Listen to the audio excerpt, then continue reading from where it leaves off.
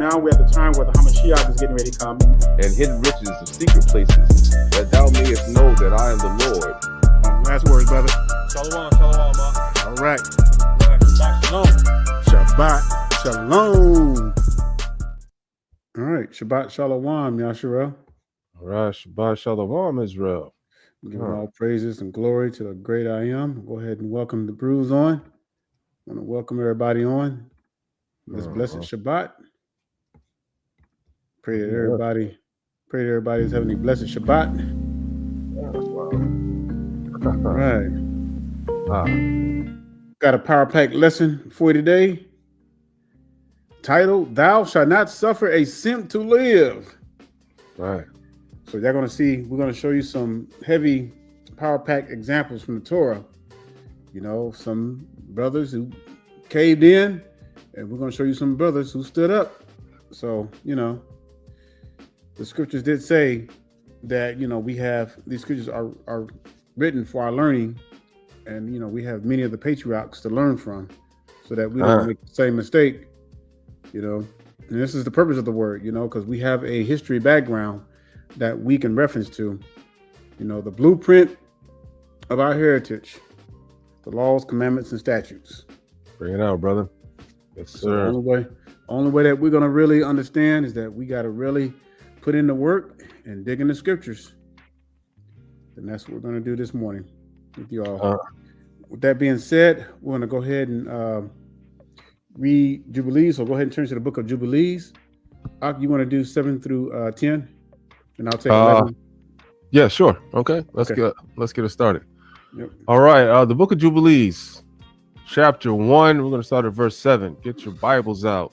Now, to find Jubilees, right, you will need the 1611, right? The King James 1611 or the Sefer, right? Mm-hmm. Those books right there, they'll be the ones that you can get these extra books that are biblical, right? That definitely do match with the other scriptures.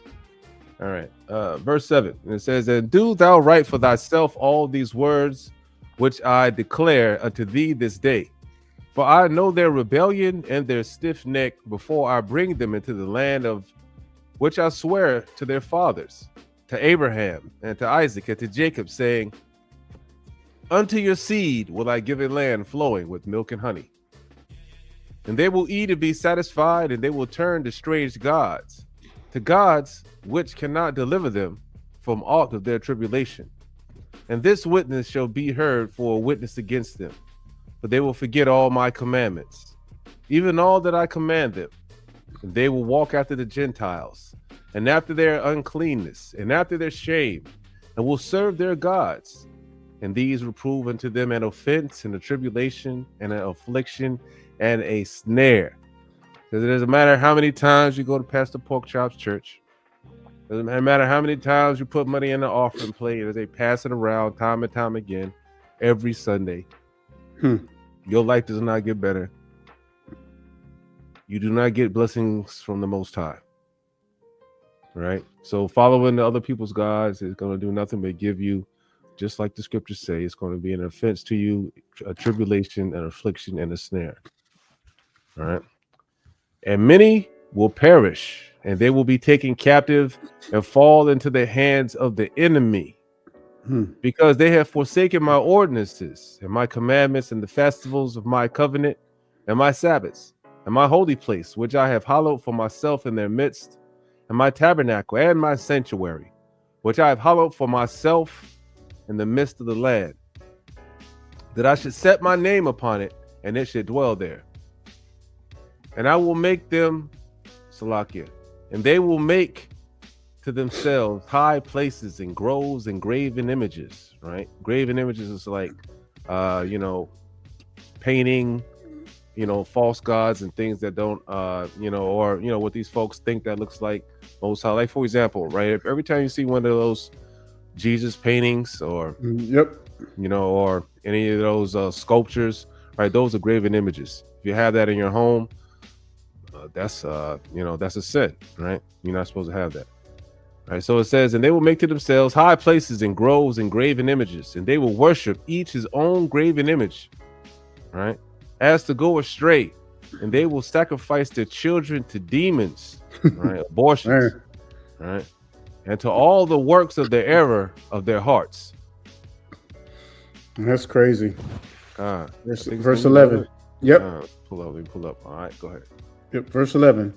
And I will send witness unto them that I may witness against them, but they would not hear, and will slay the witnesses also, and they will persecute those who seek the law, and they will abrogate and change everything so as to work evil before my eyes. And you can see this in real time because, many of our people, we know they hate the law, they despise the law.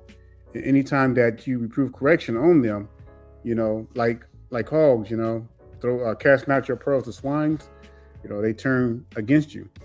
And I will hide my face from them, and I will deliver them into the hand of the Gentiles for captivity and for prey and for devouring, and I will remove them from the midst of the land, and I will scatter them among the Gentiles. And this is a heavy curse for us because it says that I will give them for devouring, and let me read that part again. For prey and for devouring.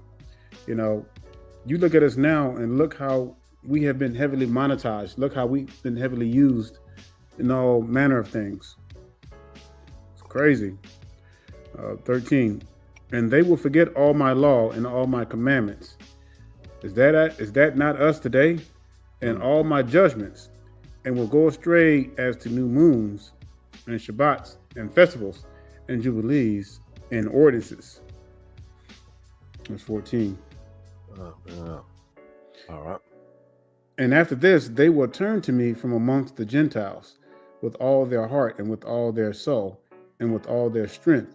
And I will gather them from amongst all the Gentiles, and they will seek me so that I shall be found of them when they seek me with all their heart and with all their soul.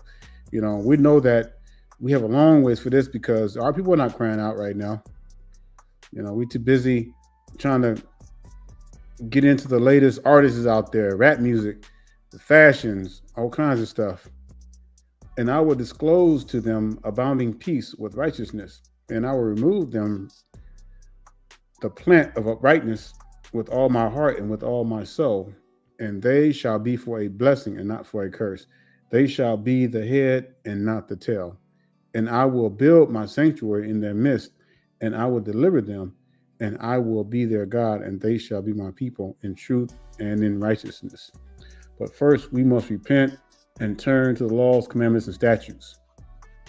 And until then, we're going to continue to see a steady decline of our people, of destruction, like never before. So, Yashua, we're gonna get into a few things, and it's gonna be pretty heavy packed.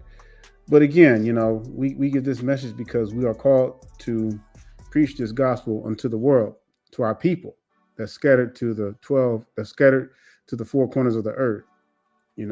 And we know a lot of our people. We know that there are some of our people that are waking up and that are actually keeping the laws, commandments, making haste, I should say, to keep the laws, commandments. Very few, but they're out there. So this message, pray that it reaches those who really need to hear it. All right, brother, take us away. All right. Let me see. Again, Shabbat Shalom, Israel. As you see, the title of the lesson, it says, "Thou shalt not suffer a simp to live." Now, as we know, of course, this is not a real commandment in the scriptures or anything like this. But what we are going to do, we're going to show the correlation. Yep. Right? We're going to show the correlation of how brothers that simp in the scriptures, they are put to death. Right? That's right. Brothers, you don't stand on your square. You don't stand on the duty that the Most High has given you to lead. Right? Your household, the situations that you're in, to become a real man. Right? And if you take the advice of women, the Most High, He will put you to death. All right. So let's start out with the, let's start out with the obvious one. Bring it out. Let's start out with the most obvious one. Let's start out with Adam. Right. I think Let's start out with good old Adam, right? Let's start. Okay, right. So, how did give me some feedback in the comment section and tell me, right, what constitutes Adam as being one of the biggest simps in the Bible? Now, he isn't the biggest, right? Yeah, right. I would sound because maybe guy number 2 that we're going to go to that suffered. Y'all know I love the Book of Sirach.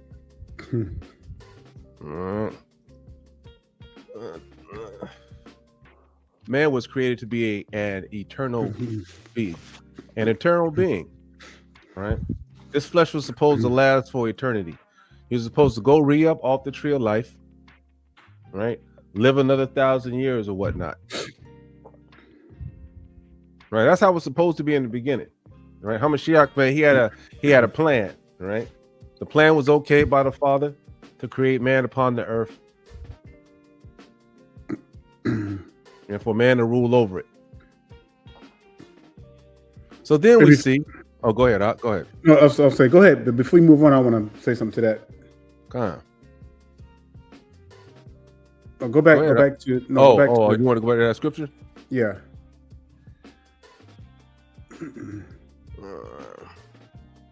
Yeah, I was trying to catch you before you took it off. Oh, my bad, man. Salakia. I was 25. Salakia. So I wanted to bring out something that a lot of people don't really pay attention to. So, of the woman came the beginning of sin. Through her, we all die. Now, when you think about sin, now we know that sin is the transgression of the law. But why is it that sin causes so much destruction? Because it's tied with disobedience. And I don't think we realize, and this is in relation to the subject, to the title, whenever we, and especially as men, we are the charge of our household. And any time that we allow wickedness to prevail, it causes a downfall like we've never seen before. And this is why it's so important that, especially we as men, we stand 10 toes down when it comes to the Most High's laws, commandments, and statutes. And this is where Adam messed up at. All right, brother. All right, let's hit Genesis chapter 3. All right. Now, this is the same thing that we know that we must do today, every single man. Right? We have been called to keep the law, statutes, and commandments. Every Hebrew Israelite, you have been called to obey the Most High's law, statutes, and commandments. Right? It doesn't matter what pulls at you from the outside, right? What voice, especially you better not simp. It doesn't matter what happens, right? You have to obey the Most High, right? So we're going to read in verse 3. It says, now the serpent was more subtle than any beast, right? So we see that it was an animal, right? A beast of the field, which the Lord God had made, right? So this was made by the Lord God. And he said unto the woman, yea, unto God, ye shall not eat of every tree of the garden. And the woman said unto the serpent, we may eat of the fruit of the trees of the garden, but of the fruit of the tree which is in the midst of the garden, God had said, ye shall not eat of it. Neither shall ye touch it, lest ye die. And the serpent said unto the woman, ye shall not surely die. For God doth know it, that in the day that ye eat thereof, when your eyes shall be opened, ye shall be as gods, knowing good and evil.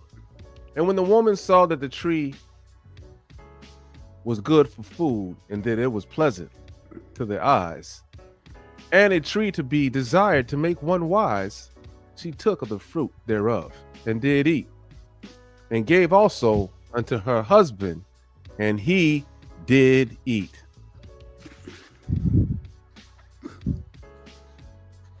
And the eyes of both of them were opened, and they knew that they were naked, and they sewed figs together and made themselves aprons.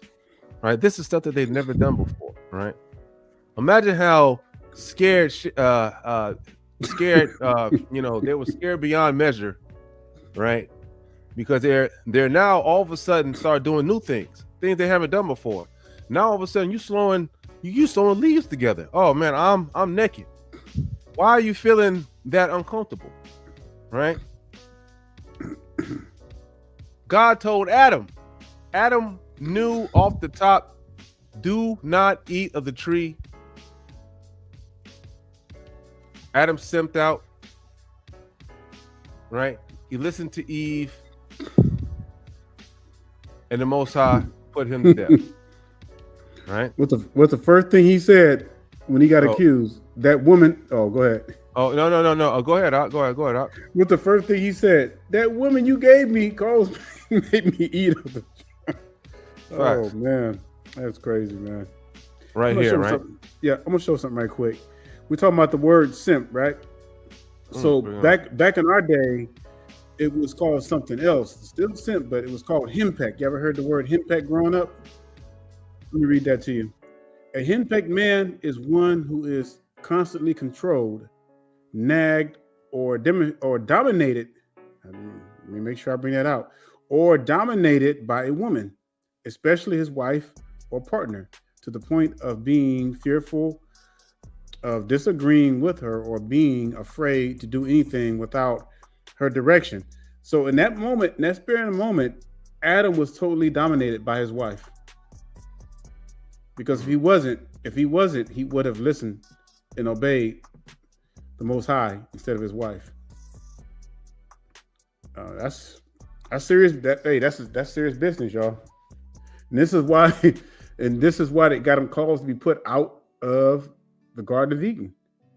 And you would think that it would be something that, oh well, after a while you put back.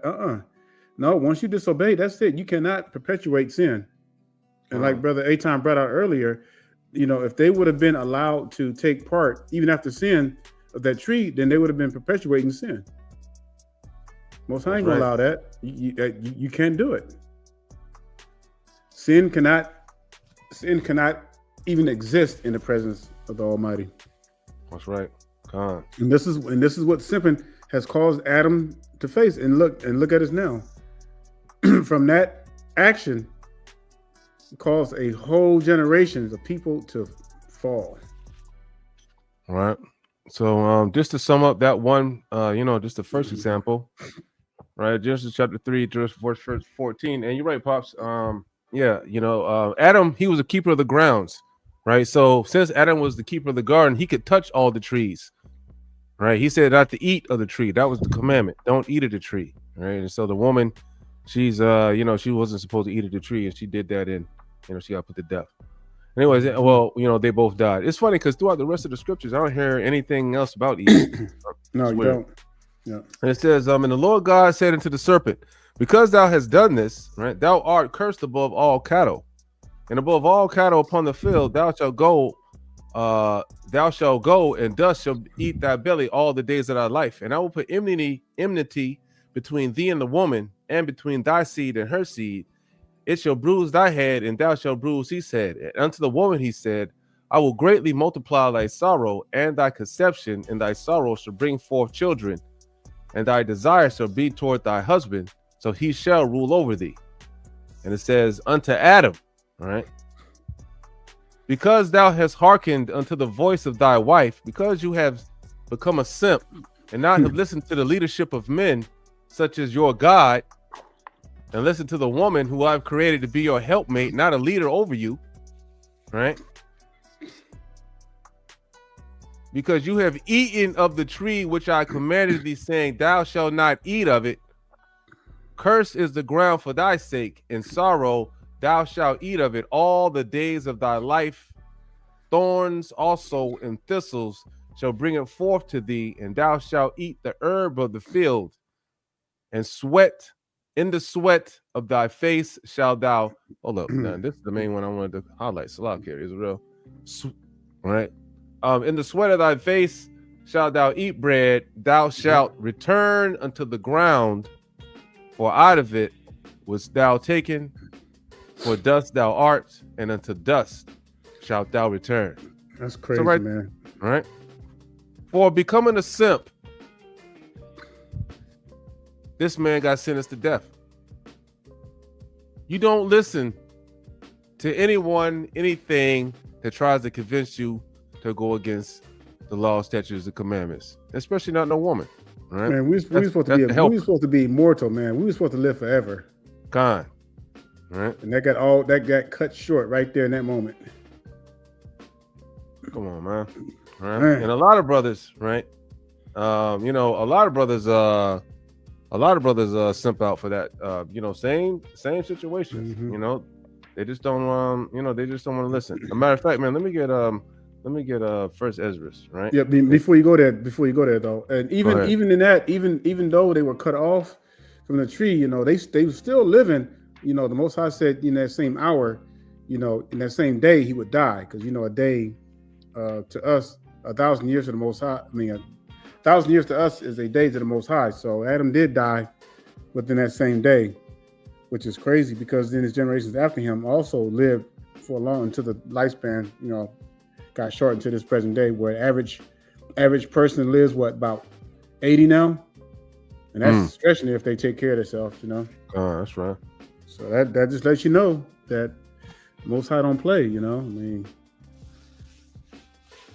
I don't want to go. Well, there's a lot of scriptures I want to go to, but the main two scriptures I wanted to bring out was First Ezra chapter 4, right? And again, right, you're not going to be able to get these books unless you're in the 1611. Right? They have the apocryphal books, right? The books that the white man decided to remove because he didn't like what it was saying. All right. First Ezra chapter 4 and verse 26, 27, it says, "Yea, all right, yeah, many there be that have run out of their wits for women and become servants for their sake. Many also have perished and erred and sinned for women." All right. This is the same thing that happened to Adam. All right. "Thou shalt not suffer a simp to live." The Most High is not playing. He's never been playing from the beginning. And I don't know why it's taking so long for our people to get that understood. Like Brother Daniel always says, as long as we have a community being led by women, by the household by women, we will not succeed. Right? We're not going to have strong men to rise up like back in the days of Malcolm and and Martin and all these strong brothers that rose up with a family unit of a two-parent household, right? A nuclear family. Yeah, it's worse now, because we've never, in the history of our people, never since there's been people on the face of the earth, have we ever been in this situation. Never. This is probably why it's the most scariest situation that we're in, because that right there in itself is a dagger in the coffin. Because when you got that high percentage of households being led by women, like, how can you? Hey, it's even phantom to think about. Come on, man. Pull up Judges 16. You want to go somewhere, brother? Oh, go ahead, man. I'll come in. All right, Con. All right, so let's start out. I guess we're gonna read about the second, right? This is this guy, right? Because we tried to go in order. I guess we're gonna go in order, I guess. Just let me know where you want me to read at too, so you get. Con. Yep. All right. So this guy right here, this right here is the biggest simp of the Bible, right here. Old Samson. The Book of Judges. Oh man. All right. Talk about a brother that did the most and got killed for it.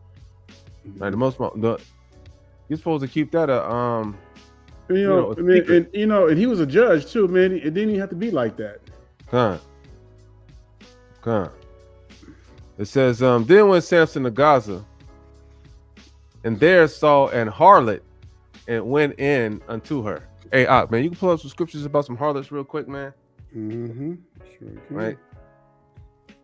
So we already see what the first mistake was. Right. It says, then went Samson to Gaza, and saw there a harlot, and went in unto her. All right.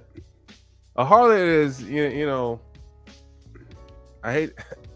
Hey, man, you know what the scriptures talk about? Women wear a bunch of face paint, makeup, and all of that stuff. They be out there in the club life, man. Harlots, man. Promiscuous women, harlots. Man, he was out there simping. Then Samson right? Then went Samson to Gaza and saw there a harlot and went in unto her. Right now, we already know what that means right there, right? Went in unto her. Right. Samson went to Gaza to get some cheeks. Hey, stop right there for a minute. Go ahead, brother. Do me a favor, man. Pull up the definition. If you can find the Bible dictionary of harlot, let me bring this out right quick. Come on, I got you. All right. So before we go further into that, let's just get a deeper meaning of what a harlot is, and why it's so detestable to the Most High. It says a harlot shall be accounted as spittle. Why do you think a harlot shall be counted as spittle? Because they done had all kinds of passes through them. If you want to say it, you want to get real with it, they've had all kinds of dicks that went through them. That's what a harlot does. That's what they do. It's equivalent to prostitution for the day. You know, and a lot of these women get on these social medias and they brag about their high body counts. You know, they harlots. You know, they done been humbled so many times, and this is why they got so many demons in them. Probably why explain why Delilah had a bunch of demons in her. You know, well, and also part of the same thing, right? That transfers DNA. Like every sexual partner that women have is you're doing the thing without protection. Right. You know, it's just basically just a swap DNA. It's just stuff that's not natural. So we're having a bunch of issues with mentality. People, man, you're going crazy, right? You're acting. And the scripture talks about a woman being humble. You know, you only assign that woman is only assigned to one man. It was always that way throughout the scriptures. Imagine getting humbled a bunch of times. That does bring trauma. Yeah, and nowhere in the scripture that it shows that a woman ever belonged to multiple men. Never. This is why the fathers of Israel kept their daughters as virgins until their age of marriage. And even that, you know, there was a selection. You know, you didn't just get with any dude. You know, they had to come to the father, and the fathers had to agree. You know, and some strangers and everything. And then once that was agreed on, then you know he was able to give his daughter away in marriage. Can you read that right there? Yeah, I can see it. All right, but not anymore. So Brother Dane wanted me to bring out the definition of harlot. It says, translation Strong's in the following manner: harlot, go a whoring, whoredom, whore, commit fornication, whorish. Harlot, commit continually great whores, etc. To commit fornication, right? Be a harlot, play the harlot. To be a harlot, act as a harlot, commit fornication, to commit adultery. To be a cult prostitute, to be unfaithful to God, right? To play the harlot, right? To cause, commit adultery, right? To force into prostitution and to commit fornication. A primitive root. 8, to commit adultery, usually of the female and less often of simple fornication, rarely of involuntary ravishment, right? It says rarely of involuntary ravishment means that, you know, rarely does it happen like somebody forcing it on you, right? It's just the stuff that you're doing willingly, right? Figuratively, to commit adultery, idolatry, the Jewish people being a regarded spouse to Jehovah, called to commit fornication, continually great, and harlot, whore, whoredom, and go whoring, whorish. That's right. And even in I want to say it's Deuteronomy or Leviticus, where we are commanded that the fathers do not suffer their sons to marry harlots. We are commanded not to even be with a harlot, get with them. So just wanted to give you that dimension so that when we continue with Samson and everything, you can really see how serious this thing is. Oh, you want me to start back with Samson? Yep. All right, I'll get back to that. Unless you got something else to bring out on that one. No, we're good. What was that? Oh, we're over here. All right. Right. So you said he went into a harlot and went into her.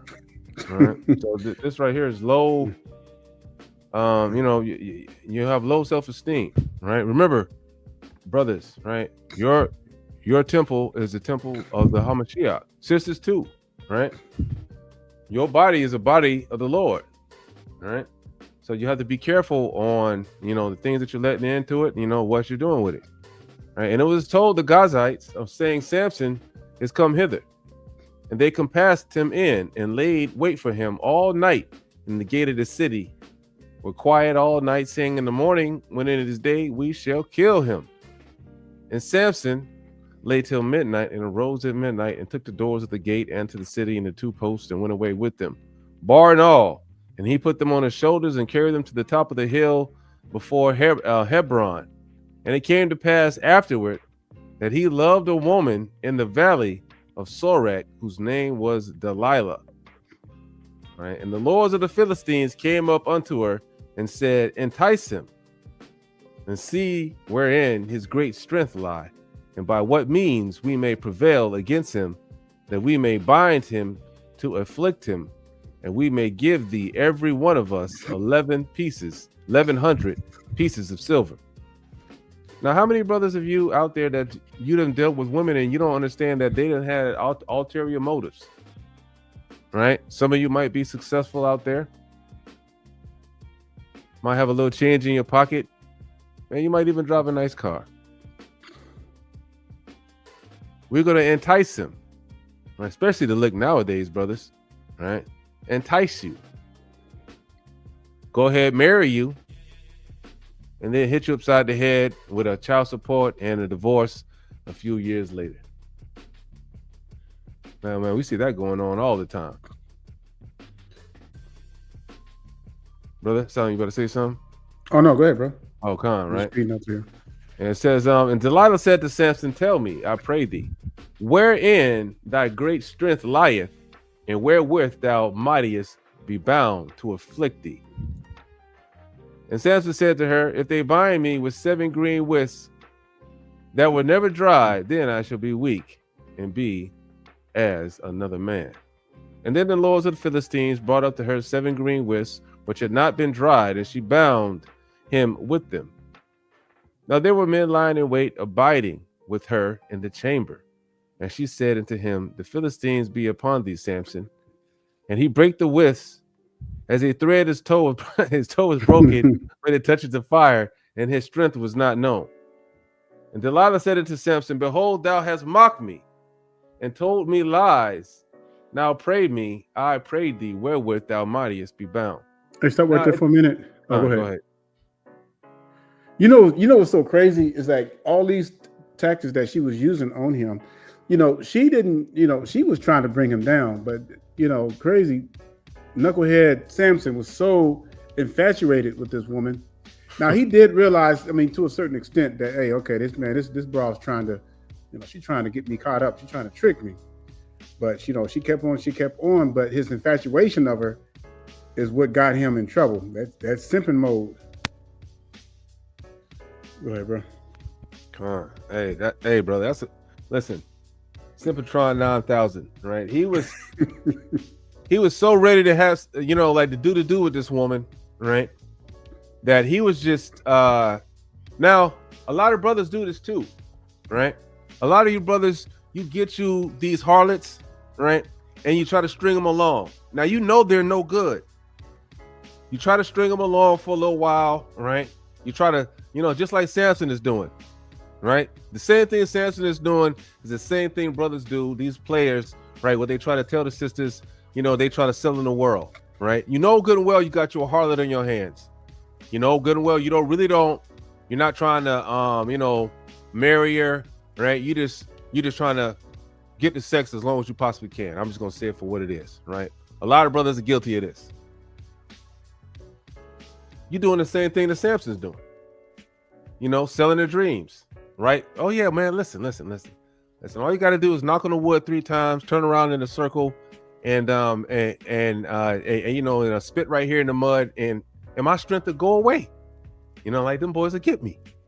That's the same situation he was doing. He was selling their dreams, but at the same time, messing with a harlot will get you burnt, right?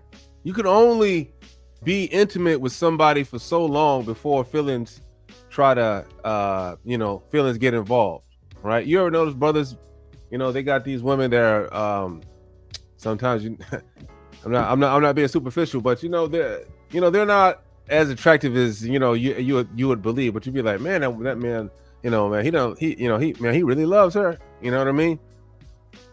Because you can only be intimate with somebody for so long until you actually start catching feelings with them. Mm-hmm. All right. So you got to be very careful about sharing yourself with other people, right? Shall be done in the constitution of marriage. And now there were men, Salakia, right? Hey, you want to take over in verse 11? Sure can. Let me put it up. Yeah, come on. And then you can read the next 10 verses. All right. Ready? All right. Yeah, come on. It says, and he said unto her, if they buy me fast with new ropes that never were occupied, then shall I be weak and be as another man. I can see Samson right now. He loved these games, man. They're like sex games to him, and he's telling this woman all this stuff so that she thinks that she can, bind him up. Facts. But look what it says when we go further down, it says, verse 12, Delilah therefore took new ropes and bound him therewith and said unto him, the Philistines be upon thee, Samson. And there were liars in wait, abiding in the chambers. And he brake them off his arms like a thread. And see, this is how you know that the spirit was on Samson. Even in his desperation to have sex with this harlot, he was still under the spirit. It says, and Delilah said unto Samson, hitherto thou hast mocked me and told me lies. Tell me wherewith thou mightest be bound. And he said unto her, if thou weavest the 7 locks of my head with the web. All right. And she fastened it with the pin and said unto him, the Philistines be upon thee, Samson. And he awakened out of his sleep and went away with the pin of the beam and with the web. Dang, man, that joker was crazy strong. And she said unto him, how can I say I love you when thy, can you put up a little bit? That thing is fucking it. Okay, I got you, brother.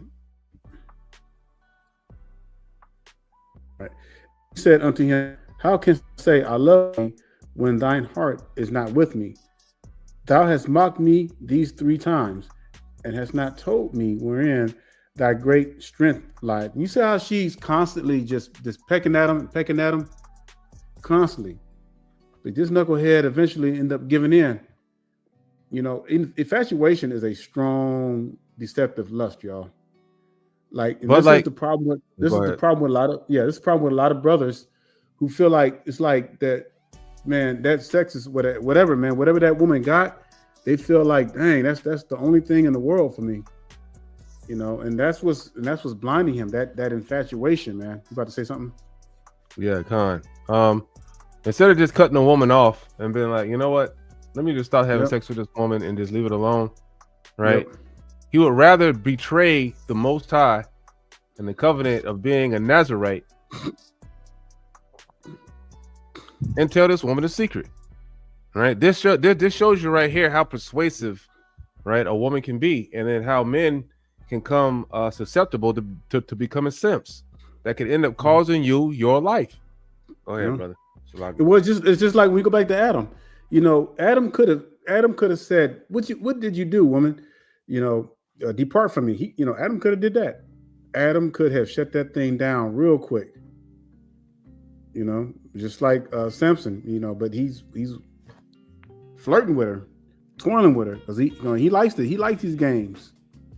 Verse 16, and it came to pass when she pressed him daily with her words and urged him, so that his soul was vexed unto death. Man, when it says vexed unto death, he must have been to the point where, okay, I'm willing to do anything. I'm willing to do anything from this woman, even if I gotta give up my birthright. This is technically almost equivalent to Esau giving up his birthright, if you really think about it. To a heathen, that is. To a harlot. On top of that, verse 17, that he told her all his heart and said unto her, there hath not come a razor upon my head, for I have been a Nazarene unto God from my mother's womb. If I be shaven, then my strength will go from me, and I shall become weak and be like any other man. You know, why did he tell her that? How you gonna Man, scroll that up snitched right on quick? himself, man. That man Yeah. snitched on himself. Yeah, Yeah. Con, got you. Well, that's You know, another thing, right? Don't tell on yourself, man. That's yeah. so many lessons here. Now I wondered too. Now it doesn't say in the scripture, and I'm not trying to make up a new doctrine or anything, but sometimes I wonder if this woman was getting them drunk too. Come on, You know what I'm Uncle, here saying? making up doctrines. Y'all gotta be I- y'all gotta be careful. Unc. No, I just wonder sometimes, man. I wonder is it was Samson drinking something? Even though it Man. don't You know what he say was that drunk in there. off of. You know what he was drunk off of. Yeah, he It drunk off wasn't- that infatuation. Yeah, drunk off that But woman. dang, man, but like, come on now. Like you a man, you know, and even something like that, it's like, oh, that should be enough to wake you up. Be like, man, this woman trying to cause me to get killed. But he wasn't thinking that. Not at all, man. You know what I'm saying? That's like what was really going on. And she made him sleep upon her knees, and she called for a man, and she caused him to shave off the 7 locks of his head, and she began to afflict him, and his strength went from him. You got anything to say before I move on? Nah, man, it's just it's a shame, man, how you can see just rotten women, bring down simple-minded brothers. It's just a shame because it's like the two, it shouldn't go hand in hand, but these brothers with these great powers and like huge responsibilities, you see them fold under a lesser being, just off of something simple as sex, you know what I mean, or simple as like companionism. I mean, like, what makes you really, disobey the Most High like that? There's no way in the world, like Adam, I don't give a damn. The Most High, the one that made me, told me not to eat of the fruit. I don't give a damn how she souffled it, flambéed it. It doesn't matter, man. She would have brought that to me, man. She would have got a kick in the gut, and I would have told the most, hey, man. I would have been snitching, running in the woods. Hey, Lord, hey, we got one. Oh, this nigga here, Lord, done ate of the fruit. Lord, go ahead. Get this woman. Hey, man. You say that, Ock, man, but if you was in Adam's place, you'd probably do the same thing, man. Man, cut that out, man. Come on, man. I know you would have been sitting at the table with a napkin around your no, man. your throat. Hey, come on, baby, feed it up to me. See, y'all see the one to be talking noise are the ones that are main ones that fall right into that trap. Yeah, right. Doing the same thing. Yeah, man. right, man. Talking about if that was me, I would have. Yeah, right, buddy. Talking serious. Noise. You already know, man. You wouldn't even living during that time, man. How would you even know? Man. Yeah, sure. I know you're not talking, brother. But Adam, you would have got, as soon as you would have seen Eve, you would have folded. Hey, baby, I'll start washing your clothes, whatever you want. But I'm not the one talking noise that's talking about what I would do. I definitely wouldn't have done that, man. Come on, man. How can you see? I mean, like I like the on like a serious note. I would say he had to be face to face with Hamashiach, his creator. No, I'm saying like, I'm saying in the beginning. No, I'm saying like in the beginning. Yeah, I'm saying that in the beginning, even in the beginning, if you come in face to face with your creator, as the Lord is bringing you animals in the garden and stuff like that to name, and including a woman, that he can make this out of your rib. It just wouldn't be, why would I have any desire to disobey? Well, Adam probably said the same thing, and until he got that lustful spirit in him, you know what I'm saying? Because Adam was the first man. We're not going to understand like what truly possessed him. We could say it was lust. We could say a number of things, but all we know is that he listened to his woman than listening to the Most High. Now, understand. Now, we're talking about a man who was given dominion and who was given the power to name all the creatures of the earth. Like, how in the world could somebody like that be disobeyed? You know what I'm saying? Disobey the Most High. God.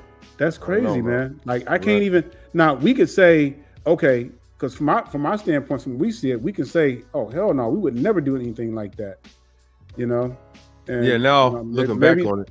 Yeah, maybe this is why we were born in this time. Adam was born this time. It was his test. Just like we have our test.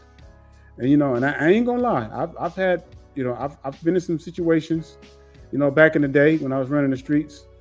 That was like that. So I can't make up no lie. But see, when you're not in the truth and when you don't know these commandments, you know what I'm saying, you're exposed to a lot of things.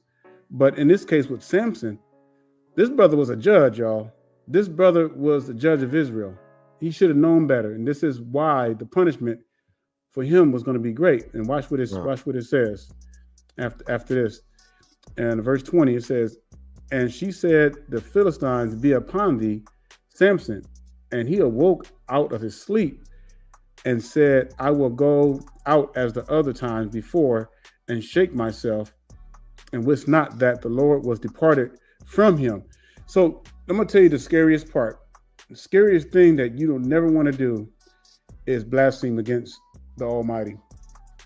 Because if he gives you a position, if he gives you a covenant, you can't break that. And that's what Samson did. Samson that day broke his covenant. And it wasn't so much, it was his disobedience. Well, it was the covenant, but it was his disobedience to the Most High that he broke. Because remember, he said that there's no, because that was the custom as a Nazirite, not to shave their heads. That's right. And so when he did that, that was like that covenant between him and that sign. It's just like circumcision. When our people were circumcised, when the men were circumcised, that was the sign between them and God. All right. If you weren't circumcised, you couldn't be. You was cut out. You was cut off of Israel. All right. About watching them, watch when you're dealing with them heathen women too. Yeah. So people. So Samson was in a very unique position, man. It's like with any, like the fallen angels who were the watchers, they were in a very unique situation when they lusted. So we can call them simps too, because when you think about it, I mean, what was it that they were lusting after? They wanted them cheeks. They saw how Adam and Eve was created, and how Adam Eve was created from the rib. They're probably like, dang, I want that. Well, we gotta realize, man, that they were immortal. This is terrible. After that, you see what I'm saying? So it's like time after time we see stuff like we see examples like this, and you wonder why this is why their punishment is so great. You mean keep on, or you want verse 21? I'll take over. Okay. It says, but the Philistines took him and put out his eyes and brought him down to Gaza and bound him with feathers of brass, and he did grind in the prison house. All right. Now, notice this right here, right? It said that what? As soon as it happened, as soon as he disobeyed the Most High, and he wist not that the Lord was depart with him. Like he didn't understand that the Lord had departed him. But as soon as he cut his hair, as soon as he simped out and listened to what the woman told him, right? The Most High did what?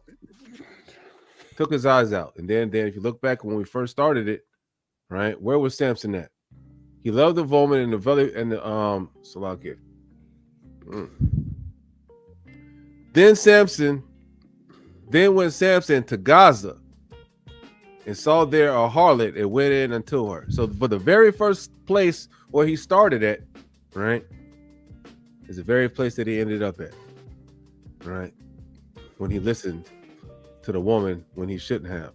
Salakia. All right, it's just, right. So it says in the Simpsons, and it says that, but the Philistines took him and put out his eyes, right? Man, the Most High was, hey, why is he playing with the Lord? Oh yeah, you want to listen to the woman and get your locks cut off and tell her the secret? Word. Not only are you not going to know that I departed for you because I told you that I would, right? But I'm going to stab your eyes out as punishment, all right?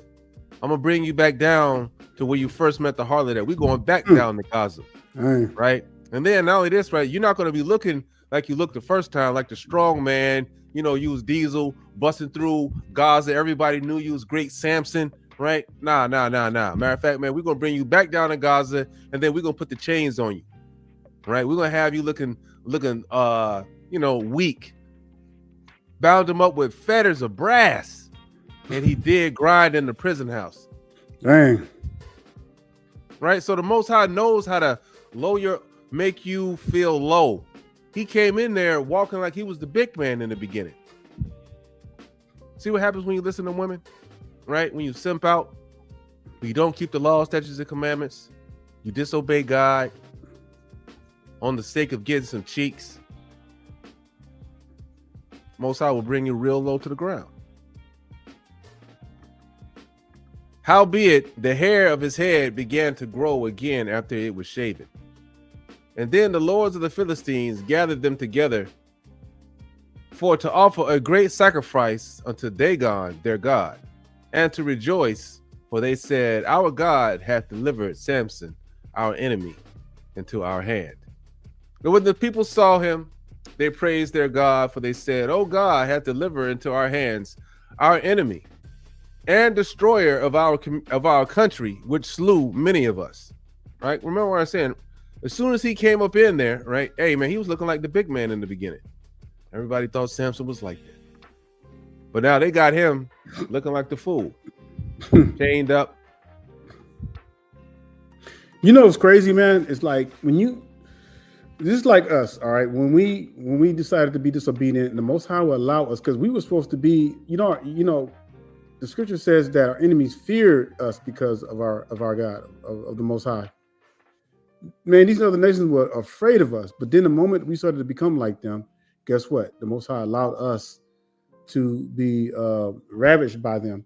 Same with Samson. You look at Samson, like Brother Eitan was saying, you know, Samson was the big wig back in the day, man. Them Philistines, they feared Samson. The stuff that he was doing, but that's when he was obeying. But the moment that he broke his covenant with the Most High says, okay, I'm gonna since you want to be like the heathens, you want to marry a heathen woman as a judge, and you have a high position, I'm gonna bring you down, and I'm gonna let your enemies ravage you. And he means marry as far as like having sex with the woman, right? Yeah, kind of. yeah. I mean that, man. Hey, that's you know, Most High knows how to play you. You know, you thought you was like that, man. You know, you came out there, man. You thought you was like that. You come to oh man, you know, and now that now his eyes gouged out, you know, and he's in that situation. It's not like he can go back and wish that he could have changed things, because what's done is what's done, you know. And of course, you know, in his last attempt, you know, he was able to bring down some stuff, but he still ended up dying.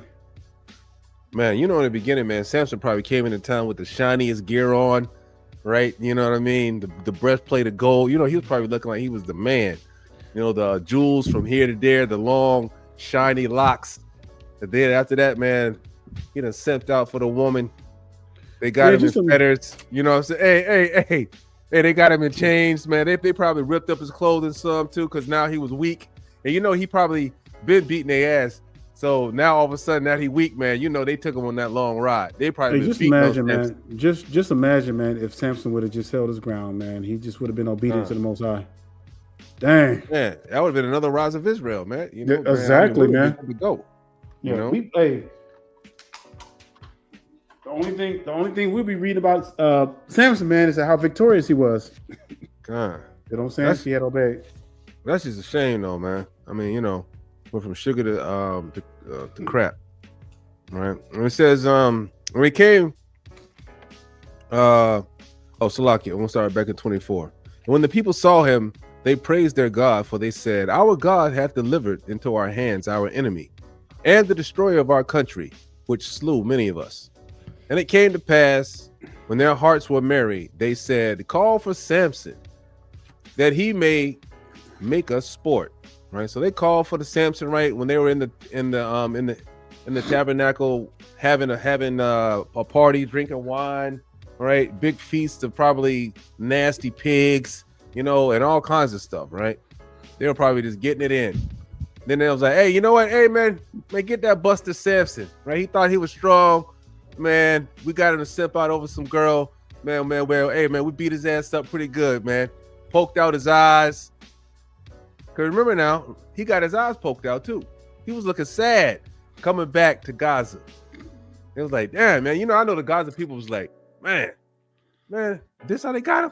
Man, they was starting to believe for real. I mean, like, just imagine they was hyped up. Man, you know they had to make God mad.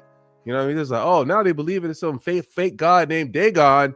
And because Samson can't obey, now he got me looking soft. So it says, and it came to pass when their hearts were merry, they said, call for Samson, that he may make us sport. And they called for Samson out of the prison house, and he made them sport. And they set him between the pillars. And Samson said unto the lad that held him by the hand, suffer me that I may fill the pillars whereupon the house standeth, that I may lean upon them. Now the house was full of men and women, and the lords of the Philistines were there.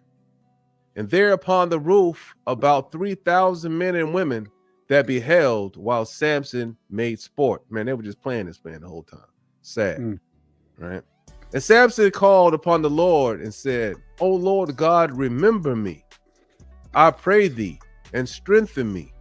I pray thee only this once, O God, that I may be at once avenged of the Philistines for my 2 eyes. And Samson took hold of the 2 middle pillars upon which the house stood, on which it was borne up, of the one with his right hand and of the other with his left. And Samson said, let me die with the Philistines. And he bowed himself with all his might. And the house fell upon the lords and upon all the people that were therein. So the dead which he slew at his death were more than they which he slew in his life. All right. So another one bites the dust. Right. Coochie got him in trouble, man. All right. Hey, put him to death. Simpson ended up dying over becoming a simp. Did you say Simpson? Simpson. Yes, Simpson. Oh, you said Simpson. I was like, died, right? Simpson died.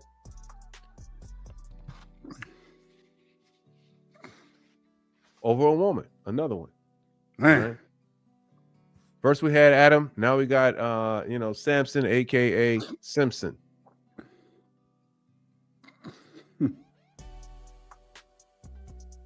Great men. Both of them.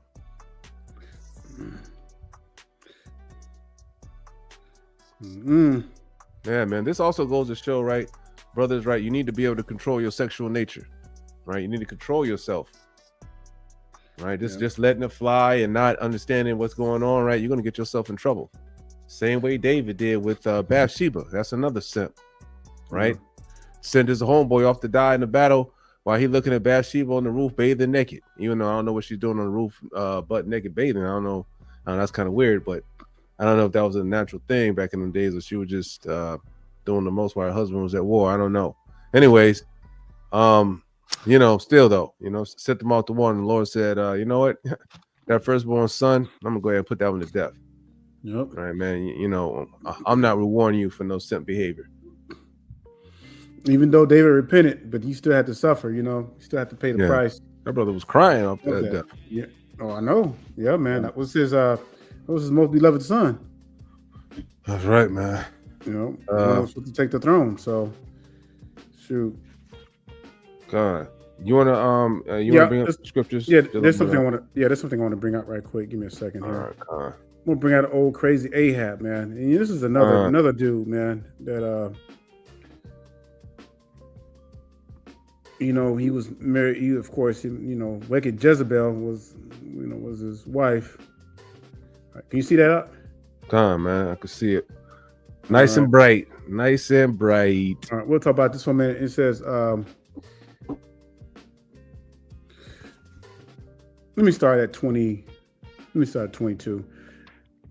This is 1 Kings 21, 22. And if you got anything out, man, just feel free to jump in, man. All right, just let me know when you want me to take over reading. Yep. And I will make thine house like the house of Jeroboam, the son of Nebat, and like the house of Baasha, the son of Ahijah. For the provocation wherewith thou hast provoked me to anger and made Israel to sin. And of Jezebel also spake the Lord, saying, the dog shall eat Jezebel by the wall of Jezreel. And that woman was wicked, man. They were taking people's land by force and killing folks.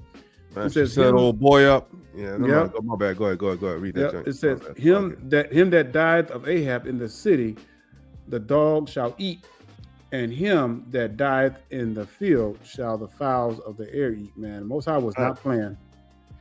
And if you look at verse 25, it says, "But there was none like unto Ahab, which did sell himself to work wickedness in the sight of the Lord, whom Jezebel his wife stirred up."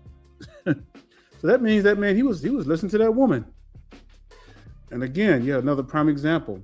Throughout Israel, like Adam, but this guy was 10 times worse, and he did very abominably in following idols, according to all things, as did Amorites, whom the Lord cast out before the children of Israel. And it came to pass when Ahab heard those words. Now this man was supposed to be the king of Israel. You hear me out? Oh, yeah. Hey, that reminds me of them brothers that be talking about something. They like crystals, and I'm a Capricorn. I'm a Cancer, man. Listen to them women in that stupid leave that mess alone. Yeah. Man, this dude was supposed to be the king. And it came to pass when Ahab heard these words that he rent his clothes and put sackcloth on his flesh and fasted and lay in sackcloth and went softly. Man, he's already gone. And the word of Elijah of the Lord came to Elijah the Tishbite, saying, "See thou how Ahab humbled himself before me, because he humbled himself before me. I would not bring the evil in his days, but in his son's days will I bring evil upon his house." You got anything you want to bring out? You want to keep on going with that, or you got something? Oh no, I mean, I would just. Oh, yeah, okay. Well, the main thing that really I wanted to bring out was verse 25 when it was saying that who Jezebel his wife stirred up. Yep. Right. It says, but there was none like unto Ahab. It said, but there was none like unto Ahab, which did sell himself to work wickedness in the sight of the Lord, who Jezebel his wife stirred up. Man, that ought to tell you right there. That says that out of all the simps, man, apparently it says, hey man, that's crazy, right? Yeah. That Ahab was one of the biggest ones, right? Doing anything his wife started up, right? Anything his wife did, instead of getting on her, right? Hey, and you know what, man? This is how you know this is black folks, man. These is our people. I'm serious, man. Like, how many brothers have you seen that they'll just do what they woman say because they are scared of the argument? They don't want no smoke. You know what I mean? It don't matter what it is, right? They don't have to agree with it, but once they woman, like I've seen plenty of brothers that have women that don't, that they don't lead their household, right? They're scared of their woman's attitude. When she starts getting upset, they just don't want to deal with it, so they do what she says, right? A lot of those brothers are henpecked, wimps, simps, and chimps, right? It's just not a good thing, right? You brothers out here letting that happen in the household. That's going to lead us to destruction, right? Another thing that I'm starting to see that today that I don't understand is that even in the two-parent households, I'm seeing a weakness in the fathers, right? You're not leading the house. The damn woman is still leading the house. Happy wife, happy life, all kind of nonsense is going on, and the men are not really leading the house, right? They're not standing on business. Sure, these days ain't no men in the house now. Right? Just craziness, right? Man, we like past the time, man, where it used to be where, when you were growing up, it was natural for, a man to be ruling his house. And even back then you had simps, you had men who just, like you were saying earlier, didn't want to have any confrontation with their wives, so they just allowed stuff to happen. But now we ain't got that, ain't no men, all women are leading the households now. Man. We don't went the hell, man. We don't went the hell in the handbasket. Hey, you can pull up Proverbs 31:3. Yep, sure can. Right, because this goes into Ahab, who was a king that got destroyed, right? What and chapter? Also, chapter 31. Oh, 31:3. Yeah, 31:3. Proverbs 31. Yep. You said right. verse 3. Yeah, right. Proverbs 31, right, verse 3, it says, "Give not thy strength unto women, nor thy ways to that which destroyeth kings." And then we just read about Ahab, right? Ahab was a king, listening to the damn woman, right? Giving his strength unto woman, meaning his power to rule as a king. He was destroyed. Right? Not only he was destroyed, because he couldn't control his woman, she was destroyed too. Right? Thrown out the window, and what was that? Like dogs that like tore her 4 limbs off or something like that, right? Yep. Yeah, right. Ate- So ate- right, ate her- that's ate her horrible hands death. and her, yep. Only thing it was left was her skull, hands, and feet. Everything Bang. else. Bang. Right? That's that's horrible. Right? So the scriptures are real evident. No matter what the women say, no matter we simp men tell you, oh man, listen to women, they have autonomy over their body. No, they don't. There is no autonomy over their own body. This nonsense that they're saying, right? That is simp behavior. You know what's crazy, man? Like in the past, when you look at this whole concept of women liberation, it's a new concept because when you go back thousands of years, this whole liberation thing really started with the British women, and then carried on into the American women. But back in the day, when they were living in caves, man, they were beating the hell out of the women with billy clubs. They wouldn't take no mess. They didn't have that kind of stuff. And you look back thousands of years, women really were considered property. Even throughout the scriptures, women were considered properties. And these other nations outside of Israel, because we had laws on the way, how we did with our women, but outside of Israel, man, they were savages. Y'all better be lucky, because right. they were dragging women by the hair, all kinds of stuff. Women were property. Right, but the thing that was supposed to be able to protect women, right, was you're supposed to be in the protection of your father's house to your husband's house, right? We were never saying that they have autonomy over their body and things of this nature, right? That was never supposed to be a thing. No. You're supposed to be under the protection of your father, right, and to your husband's house, right? You're supposed to be under the wisdom of a man to be able to choose a husband for you, right? Because we see that today's stats, we see that women cannot choose husbands. Yeah. No matter what you say with your mouth, no matter what happens, the statistics show beyond a shadow of a doubt, women cannot choose husbands. Yeah. And even if a widow, if a man passed away and she was left a widow, by law, she was to either go back to her father's house or to the next elder's house or whatever, even a widow wasn't living by herself, independent. She had some man over her. Hey, you can get Proverbs. What chapter? Salakia, man. Get Proverbs chapter 5, verse 3. Start at verse 3. Right. Oh, yeah, that's my verse favorite. 3. Verse 3. Yep. Right, because this right here also goes into into showing examples of what brothers like we just dealt with Ahab. We just dealt with. Yep, Ahab. You know what I'm saying? Ahab and brother Samson was dealing with, right? It says, for the lips of a strange woman, right? Especially Samson, because that woman was a strange woman, right? For the lips of a strange woman drop as a honeycomb, and her mouth is smoother than oil, but her end is bitter as wormwood, sharp as a two-edged sword. Her feet go down to death. Her steps take hold on hell. Lest thou ponder, Salakia, lest thou shouldest ponder the path of life, her ways are movable, and thou canst not know them. Right? Because if we go to the book of Sirach, right, what does it say? It says, but all wickedness is but a little wickedness compared to a woman. Right? So you got to remember. Now, I'm not saying that all women are wicked, you know what I'm saying? I'm not saying that at all, right? Because we have some repentant sisters, you know what I'm saying, that are striving daily for the kingdom, right? Striving to do their best, striving to be that Proverbs 31 woman, right? Striving for the kingdom, right? But in the most part that we see that our community is being destroyed by the lack of righteous women, right? The lack of common sense and the lack and the will to progress to the future. Man, this remind me of this verse remind me of, Yeah, you ever seen that movie? It was an old movie that came out, I think, in 2019, something like that. It was called, no, 2009. It's called Obsessed, and it was Beyonce played in it, and Idris. Huh. What's that dude's name?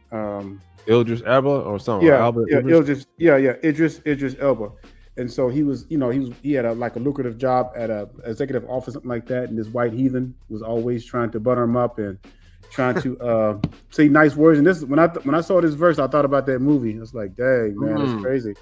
Because he was married to a black woman, and in this Simp, that girl, man, she was really fine and everything, and she was just all over him, just giving him all kinds of just master treatment, Huh. So it's crazy, but yeah. Verse 7. Verse 7. It says, "Hear me now, therefore, O ye children, and depart not from the words of my mouth." Right. So what? We got to listen to the Most High when it talks about whores and harlots and what you're doing when you're trying to deal with them. It says, "Remove thy way far from her, and come not nigh to the door of her house." Right. Do not tempt yourself. Do not go to the baby mama's house. Right. Do not. And you're not the father, right? Doing things that we know that are against the Most High. These things, right, are simp behavior. They can lead to your death. There are plenty of brothers that we've seen on the news and things about that. Like brothers is up in somebody else's baby mama house, and the brother come over there, and then he killing her, and then you end up dead, right? And to be honest with you, he's in his he's within his rights, because we see it in the Old Testament that if you out there messing with somebody else's woman and the dude run up on you and he end up killing you and he get away from the town, that the Most High, he doesn't pursue him. Right after the priest died, you get to come back into town and you get to live like nothing happened. Right? Even the Most High, he understood that. That's a law. You mess with somebody else's life, old lady, man, you get put to death. Adultery. It should be. Right? That's already a law, because if you get caught with it, that's just if the brother gets a fit of passion or rage, and he goes ahead and kills y'all. But as far as in the simple fact that if he goes to the judge, that law is adultery, and if you found guilty, that's a death sentence. You get stoned to death. Who wants to get stoned to death? Right? So the law's coming back, especially when Hamashiach gets back with the host of angels. I can't wait, man. Me neither, man. Set the record straight. Fumble. All right, it says, "Lest thou give thy honor unto others, and thy years unto the cruel." Man, hey, yo. It says, "Remove thy way far from her, and come not nigh to the house of her house." I mean, come not nigh to the door of her house. Lest thou give thy honor unto others, and thy years unto the cruel. Right? Now, how many times have you seen brothers messing with baby mamas and they get played? Right? That happens time and time again. Oh, she playing you, and then she taking the money from your dumb ass and she giving it to her baby daddy. Right? It says, "Lest thine honor unto others, and thy years unto the cruel." Right? Because you're slowing down. Right? You somewhere where you can't be. I mean, and then that speaks a lot to your self-esteem, right? Why are you going to be with a woman that already has a child, right? There's plenty of women out here that don't have a child. Exactly. That's low-hanging fruit, right? That's low-hanging fruit. Gird up, right? What I'm saying? Get your pockets right, get your, get to, gird up in the laws, statutes, and commandments, right? Have your aura looking on, looking like Abraham and Moses in them. Let's go. Man, it won't be that way for long, and I know some, we got brothers, righteous brothers, who are looking for women, for virgins. I ain't gonna lie, man. Here in the United States, it's becoming harder and harder. And I'm not saying that there's none out here in the U.S. I'm not saying that, you still have some black women out there that are single, don't have no kids, never had any kids, would like to have kids.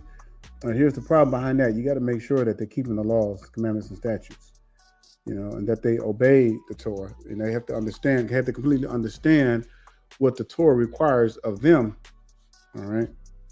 because too many times what's happening is that a lot of brothers are finding out real quick that a lot of these women, and I'm talking about even the single ones who don't have kids, they don't want to obey the Torah. All right, they want to get married, but they don't want to obey the Torah. All right, that is super important, you know, and especially if you're going to make that woman, you know, your wife, your companion. She has to be able. She has to keep the laws, or it's not going to work. Or you're going to have one of women. You're going to have one of women that's going to want to control everything, and just the mentality of U.S. women, you know, has been so corrupted. Like I ain't gonna lie, man. It's definitely hard to find a Proverbs 31 woman in the U.S. and even it's getting even harder out in countries. You know, you definitely don't want to go to Africa, because Africa, a lot of them women, man, have already been Americanized. Most of those countries, you know, it's just getting harder and harder, you know, as evil increases amongst our people. So, you know, my thing to you is just pray to the Most High, and, you know, be careful out there. You know, you definitely, like brother said, no one, if you're a just man, you keeping the laws, there's no way you should be getting with a woman who got kids already. Right. You know, you tell them they need to go back and get with the fathers they had the kids by. That's their only chance. Or they need to sit down and chill. That's right. And repent. Right. The basic, it says, hold up. Let me read these last two scriptures. Let me read these other scriptures too. It says, we're going to start at verse 10. It says, let strangers be filled with thy wealth, right? And that labors be in the house of a stranger, right? Just what we're just talking about, dealing with, if you're, you're dealing with a woman that has children with other men, and harlots and such, right? That has many men. And thou mourn at the last when thy flesh and thy body are consumed, and say, how have I hated instruction, and my heart despised reproof, and have not obeyed the voice of my teachers, nor inclined mine ear to them that instructed me. I was almost in all evil in the midst of the congregation and assembly. Right? That right there is super powerful and super strong when it comes to understanding that if a woman can't get on your program, right? If she has her, and you know, like, because I hear a lot of things about, oh, you know, women talking about, oh yeah, man, we growing apart, you know, we just couldn't see eye to eye or anything of that. Man, it was not about seeing eye. You got to see through his eyes, right? If you get a woman that cannot see through your eyes and wants to have a brain of her own in situations far as like you know, belief and all that this nature, because they say that, oh yeah, well, you know, I'm spiritual and he wants to be a Muslim or whatever the case may be, right? She's supposed to get on your program. And if your program is not the one that's followed, right, that's going to cause a problem. Just like Adam, the program was already set. Don't eat at a damn tree. The program was set. That was the set program. The Most High had it set. Adam knew the program. He was following the program. All of a sudden, a woman want to go off the program. You know what I'm saying? The same thing with Samson. The program was to keep your hair uncut. Keep the law, statutes, and commandments. Don't be a damn simp. Yep. All of a sudden, the woman wanted to go. He saw the woman being a problem from the beginning. She was trying to throw him off the program. Off the program was what? You supposed to keep that. It was a secret of how your powers were supposed, or, you know, of how you got your powers. It was a secret. So that's what I understand, man. Trying to throw you off the program, right? That's what I understand, being thrown man. off the program, hold up, and being thrown off the program again, we see him fall susceptible to what? To Satan's, right? To Satan's, wiles. Go ahead, brother. See, that's what I don't understand. You know, like, he knew what was going to happen. He knew that he was supposed to be with somebody from his own tribe. He knew that. Time after time, you know, our people keep making the same mistakes over and over and over. We don't get it. To the point now, we are to the point now where you can't even raise heroes up anymore because of the stock that they're coming from. Facts. It's women I mean, with their it's- own program. It's gotten bad, man. So it's like the Most High says, okay, y'all want to bow down to women? Then I'm going to show you what it's going to look like in the future. And see, we just not catching up to that future. And now we're seeing the horror of what's happening. All brothers. And there's no reversing this through human intervention. It's too late, man. This thing has gone so bad, and it's going to get worse. It's going to get to a point where it's going to be 90% of all households Damn. led by single mothers. They're going wild, man. It's getting crazy. Well, every single one of you brothers, when you get a program, do not compromise your program. Exactly. Right? Women over here, they want to come over here and they want to try to, they want to try you. Right? You got to be that same man in the beginning, right? That you got to be on the end. Don't compromise your program. Yep. Right? And then she talking about she can't see eye to eye. See, this is how you vet them and you test them out from the beginning. Make sure they can stay on your program. When they started coming up with stuff that oh well, why don't we start doing it this way? Right? You were like, what? Right? That's the problem, right? You gotta watch for those things. If you read the scriptures and you see all of these women that are in there that are Proverbs 31 women, Sarah, right? All of these Naomi, what's the old girl that was laying at a roof, right? All of these sisters that are in the scriptures, right, that are on that. If you look at them, right, and you look at their behaviors, never one time ever that they was trying to lead a man. Never one time ever were they trying to argue with their husband. That type of mentality is unheard of. Gone, right? They were just happy to be there and to help out in any way they possibly could. Never in there did you ever read a situation or see anything with these brothers that were, Sarah or Jacob, his 4 wives. They were fighting over him, fighting over who could have the most babies for him. They were never ever giving Jacob the problem, right? Unless it was something about, who was being more affectionate to who. That was it. So the ways that, that those sisters from those days look at relationships until the entitled sisters that we have now, right? It's them sisters. Hey, imagine Esther, man. She rolling up, she's sleeping at the foot of your bed. You know what I'm saying? Trying to trying to get man, women ain't doing nothing like that. Hey, look, I'll go over there dreaming, boy. Man, no, I know what you're saying, though. I'm just saying, like the mentality to do something like that is gone. It's gone. Right. Yeah. They were, you supposed to be cooking me breakfast in bed, and I want to stay up and do this. You know what I mean? That's why I said I'll go over there dreaming, because that ain't coming back, man, until Mashiach comes back, man. This thing is straightened out. Because they don't realize, like, women like Esther that was taken care of, for example, like Esther, right? She was so humble and so feminine that the king was ready to do any damn thing for her, right? That was the one.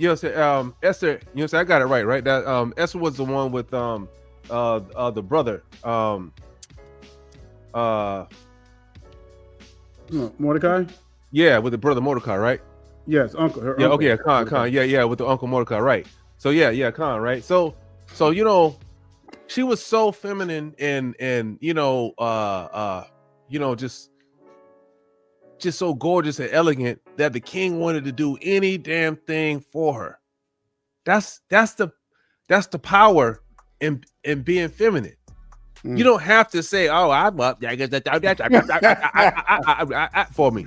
You don't have to do that. If you're just a good woman, right? If you're just a good woman off of, like off the top for a man will cut off his damn foot for you. You just got to be willing to play your role, right? Don't ask questions, just do. And to the brothers, man, Yeah, and to the brothers, don't ever let a woman, because women. I notice women with children, they'll be the main ones to try to get with you. They'll be the quickest ones to try to get with you. The scripture says a woman must be found. All right, a good woman is found. And a true Proverbs 31 woman ain't going to be out there all up in men's faces trying to get with them like that. If they're humble, they have that chase spirit, they're going to be quiet. It's going to be the man that's going to end up discovering them out. But a woman who's opposite of that, they're going to be the main ones trying. And those are the main ones with kids. And I noticed that women with kids, they'll get mad if you refuse to get with them. They'll get mad. They'll try to come up with all kinds of reasons. And like brother was saying, they can't see eye to eye. Why would you want to get with another woman? Why would you want to get with a woman who got kids by another man? Man, that's you'll be committing adultery, causing her to commit adultery. Facts. She's low hanging. She's low hanging fruit. Hey, you can do me a favor and can you go to Job? Job chapter 2.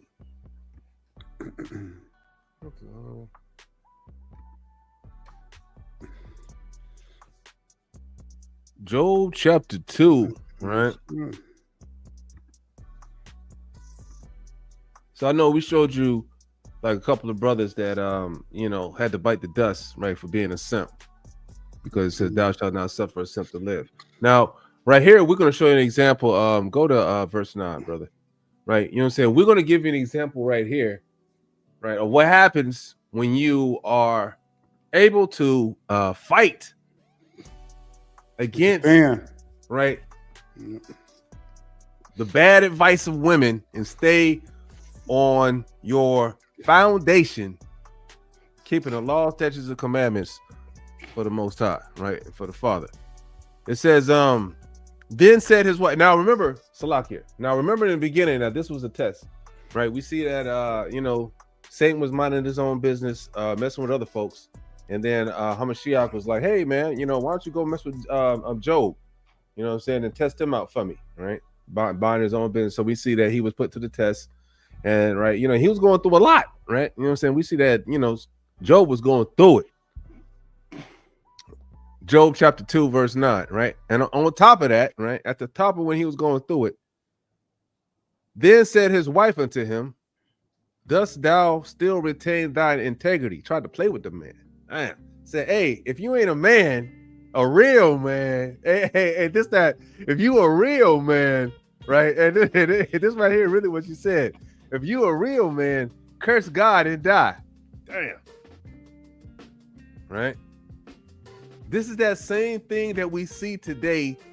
Women, what they try to tell you what a real man is, right? Then the wife said unto him, dost thou still retain thine integrity? If you a real man, curse God and die. But he said unto her, thou speakest as one of the foolish women speak.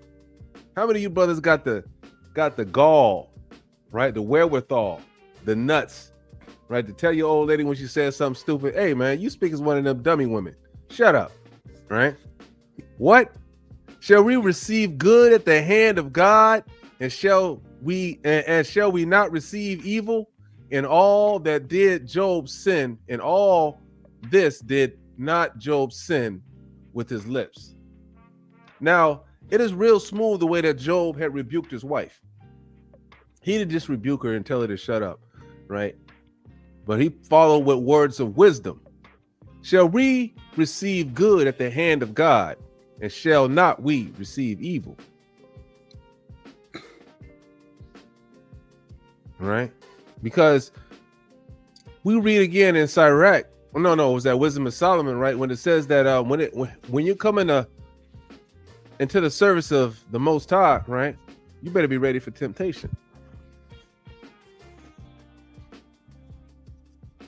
Right? So right here we see that Job, he did what? He stood up against his wife. Hey, you can go to Job 42. You can go to Job 42. Right? He did not simp out, even though his wife tried to say, "Hey, verse, you a real man." You mean verse 42? Oh, no. Chapter 42. Chapter 42. Okay. If you a real man, you would stand up to God and curse God and die. She didn't care about him, right? She said if you had your man, she was trying to see how he looked on the outside. Oh man, you letting God play you. Oh, you letting God play you. How dare you let God play you? Man, that woman crazy. Hey, right? That ought to tell you right that the sheer the way their brain works, it does not, right? You have to remember this, brothers. You have to remember this. This the sheer gall to say something that dumb, right? Lest you know that they don't understand, right? Hierarchy. They don't understand hierarchy. They have trouble following, right? Men follow all the time. You go to job, you follow your boss, you do what you know what I'm saying? We follow all the time. We don't have any issue following. That's how the world is built, right? We recognize who's good at what, and we appoint those that are the best in those positions, right? Positions of leadership. And then we get stuff done. That's how it works. All right. Yeah, Khan. Give me all of no, that's good. And it says, and the Lord, right? Start at verse 12. Can you screw it up some? Right, boom, right? So, oh yeah, that's it. That's all of it. Right. So because Job, he stood 10 toes down for the Most High, right? Stood 10 toes down for Hamashiach, the creator of the heavens and the earth. All right. It says, so the Lord blessed the latter end of Job more than his beginning. All right, boom. For he had 14,000 sheep and 6,000 camels and 1,000 yoke of oxen. Man, damn, 1,000 oxen, right? And 1,000 she asses. He had also 7 sons and 3 daughters. Wow. So remember now, in the beginning, what happened to us, he had 10 sons. He had 10 children in the beginning. And because they celebrated their birthday, right, the Most High sent a hurricane through and killed all 10 of them. But then, even though they were all dead for disobeying God, the Most High, he replenished him. He said he also had 7 sons and 3 daughters. And he called the name of the first Jemima, the name of the second Keziah, the name of the third Karen Hapuch. And in all the land, there were no women found so fair as the daughters of Job. Wow, right? So then he blessed the daughters with beauty. All right. And their father gave them inheritance among their brethren, right? And and this kind of thing was usually unheard of, right? The women getting inheritance because their inheritance would come from their right? Their husbands, right? But Job was so rich, the Most High looked out for him so much that he was able to give his daughters an inheritance as well, all right? After this lived Job 140 years and saw his sons and his sons' sons, even 4 generations. And Job died being old and full of days. So not only that, right? The Most High, he extended Job's life, gave an extra, little bit on the earth to live, to see his sons and his daughters and whatnot, grow up that, the new ones that he had. Because remember, he was already lost 10 sons. Well, 10 children in the beginning. So to replace that life, man, the Lord, added extra years on his life so he could allow to see them to grow up and their children grow up. So just to be clear too, it's like Job is not an Edomite like the camps some people like to teach that Job was an Edomite. Job was from the line of he was from the tribe of Issachar. All right, a lot of people get confused because the chronological writing of the scriptures, Job and we're all kind of in that same time frame. So, yep, just wanted to bring that out yeah. This is the times when they were straight and one of the Issacharites, they were staying in the land of Edom at the time. Yep, because I know a lot of people out there teaching that Job was an Edomite. Like, where are they getting that from? Yeah, like the Lord ain't never blessed no Edom. Matter of fact, he said Lord hated Esau, right? So if you know the Lord hated Esau, he's not getting any damn blessings, right? Let me see. Well, Israel, if you got any questions about the lesson, or Brother Daniel has something else, I know he always has some good jewels stashed away. No, this is good. This is what we wanted to just basically, give you the lay down. Hey, the brothers, they're gonna have to make a stand. All right, they're gonna have to start because we're at a very dangerous level right now. Where if men Don't. If I'm praying that these new generation, even though they are from single parent homes, I'm praying that these younger generations of men will realize what Stockton came from and preach against, and speak against it, preach against it. All right. Now, what I am seeing, I am seeing brothers rising up, these new generation of brothers rising up, and they are speaking against this mess. How they came from a single household, but yet they don't approve of it. Because they have seen what it has done. They've seen that it has caused the man to be out the home, them to grow up without a father. And it's always been a child's dream to grow up with their father. So I'm just praying that these young brothers will continue to blow that trumpet against these women. Shame them, make them feel bad for continuing to pop out babies because they can get on welfare and everything. They need to know that. They need to be dealt with. They need to realize that ain't no man gonna take them if you got kids, especially by another man. All the way facts. Yep. Get on the program.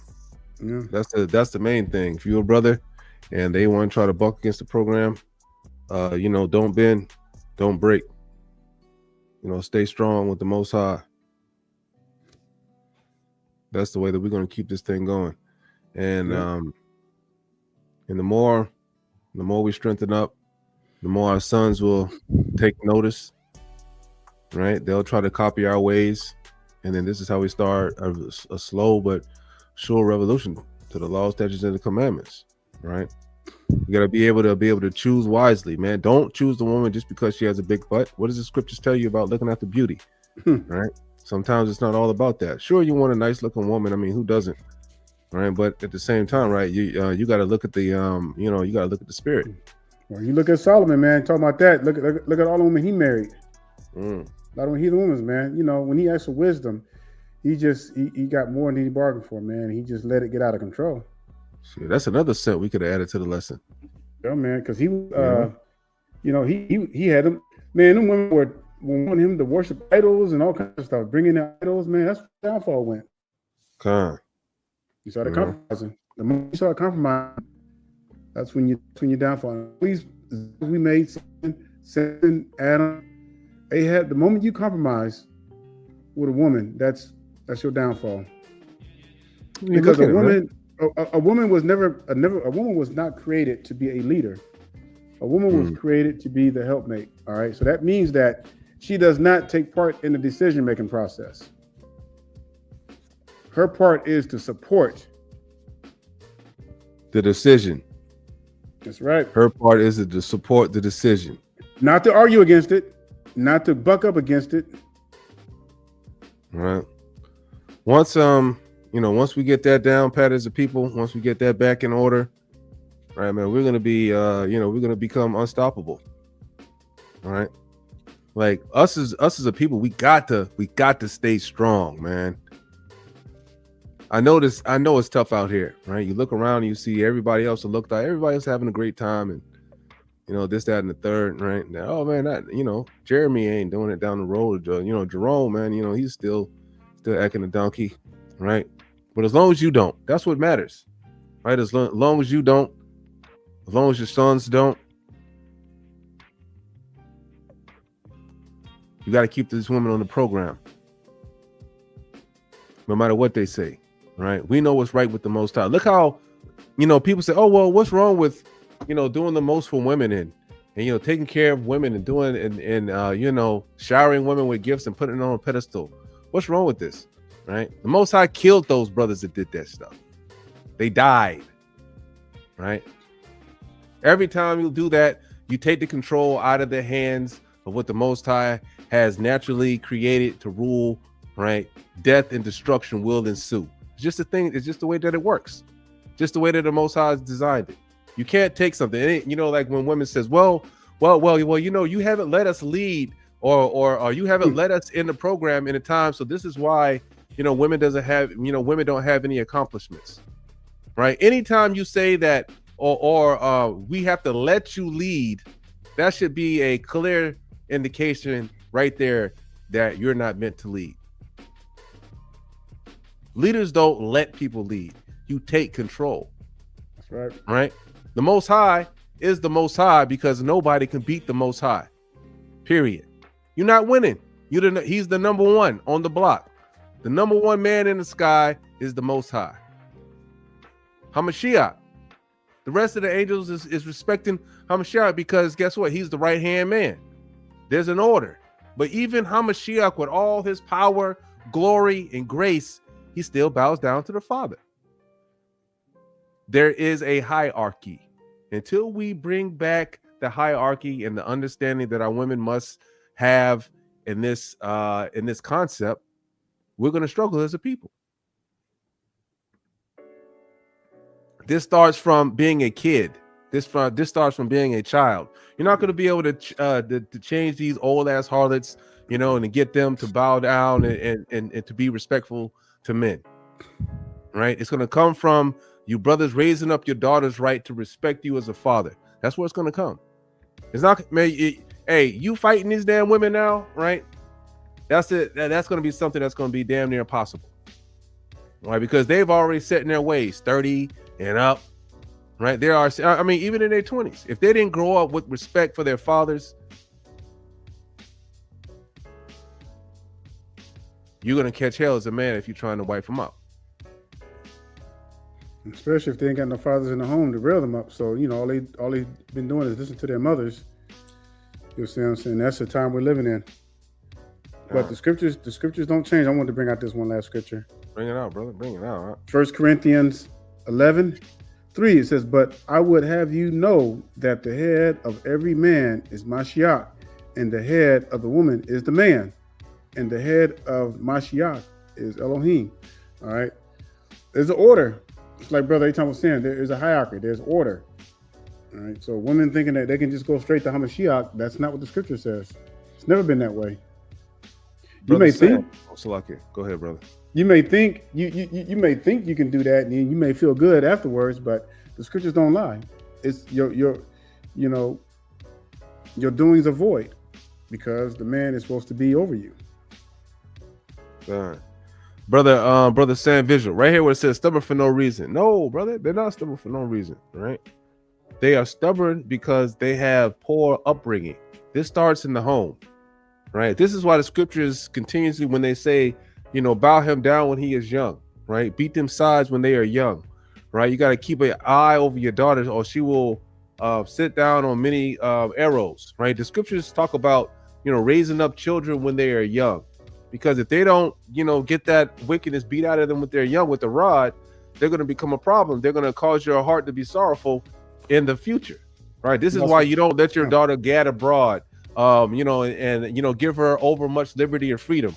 Because guess what? When she gets older, right? Because she's used to going out and used to, doing all this stuff, right? And doing all this other stuff instead of actually being a homebody, right? And doing this, things around the house and helping out, with the, helping the mom out, and this, that, and the third, right? She's gonna be a, hey, that's grounds for her being a whore, right? Because she's used to that stuff. But if she's used to helping her mom out, used to staying in the house and doing this stuff, when she gets older and when she grows up, guess what she's gonna be doing? She's gonna be doing the same damn thing, right? She's gonna be doing the same thing her mama doing, staying in the house, right? Where she's supposed to be at, chilling, raising up the family, using her intelligence, to build the future up. I'm not trying to say, stay in the house like a prisoner or something like that, but you know what I mean. But for the most part, you know what I mean? Like making a house a home. So it's not that, these women are stubborn for no reason out here. They have poor upbringing because of the family unit is broken. And these heathen, they knew that was the way to do it. Hey, you know what? I'm going to go ahead and take them in at the house. So that way, as soon as I do that, I'll be able to break the, the family unit down. Call the woman That was this is what I'm saying. This is what it goes all the way back to. So, and the reason why they're stubborn for no reason now is because of they have no upbringing. And it's gonna get worse. It's gonna get a lot worse. Well, now you can do about it, especially raising them damn single mamas. They'll do them, bring in a bunch of men in the home, show a bunch of attitudes. They don't get along with nobody. They have the highest rate of child abuse, and the women that you're getting, they growing up from these homes. So they're going to be nothing but trash, mentally destroyed, coming up from their upbringing, coming up from the single mother homes, right? Because you know they don't know how to apply discipline. You know, they always go overboard. You know what I'm saying? I mean, like most men that I know that get whooped by their mother, right? The mom's grabbing the iron and you know what I'm saying, doing like doing all kinds of stuff. Right? You know, your dad, man, he's not doing that to you. Your dad's getting, you know, one or two things. You're getting a switch from outside or you're getting a paddling. You know what I'm saying? I mean, like, you know what I'm saying? He's not doing the most to you. You know what I'm saying? It just comes to the natural instinct, you know what I'm saying, do that. Well, women are doing that. You know what I'm saying, man? They'll get an extension cord, you know what I'm saying? They'll get the spatula, you know, hey, man, them boys be going ham on you. Just because as being a weaker creature on the earth, right, the only thing that they're stronger than will be the children.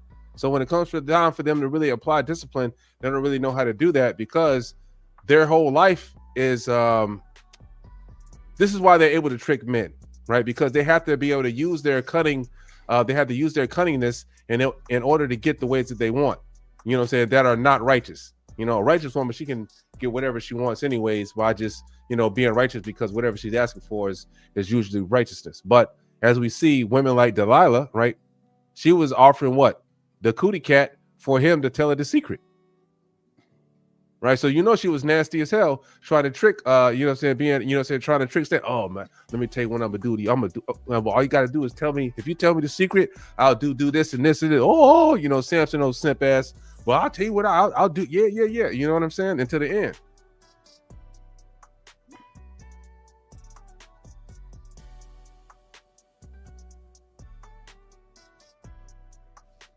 So you as a man, you just got to have a strong mentality, man, not to fall for these games and trickery, you know, stuff like this, especially when your soul is on the line.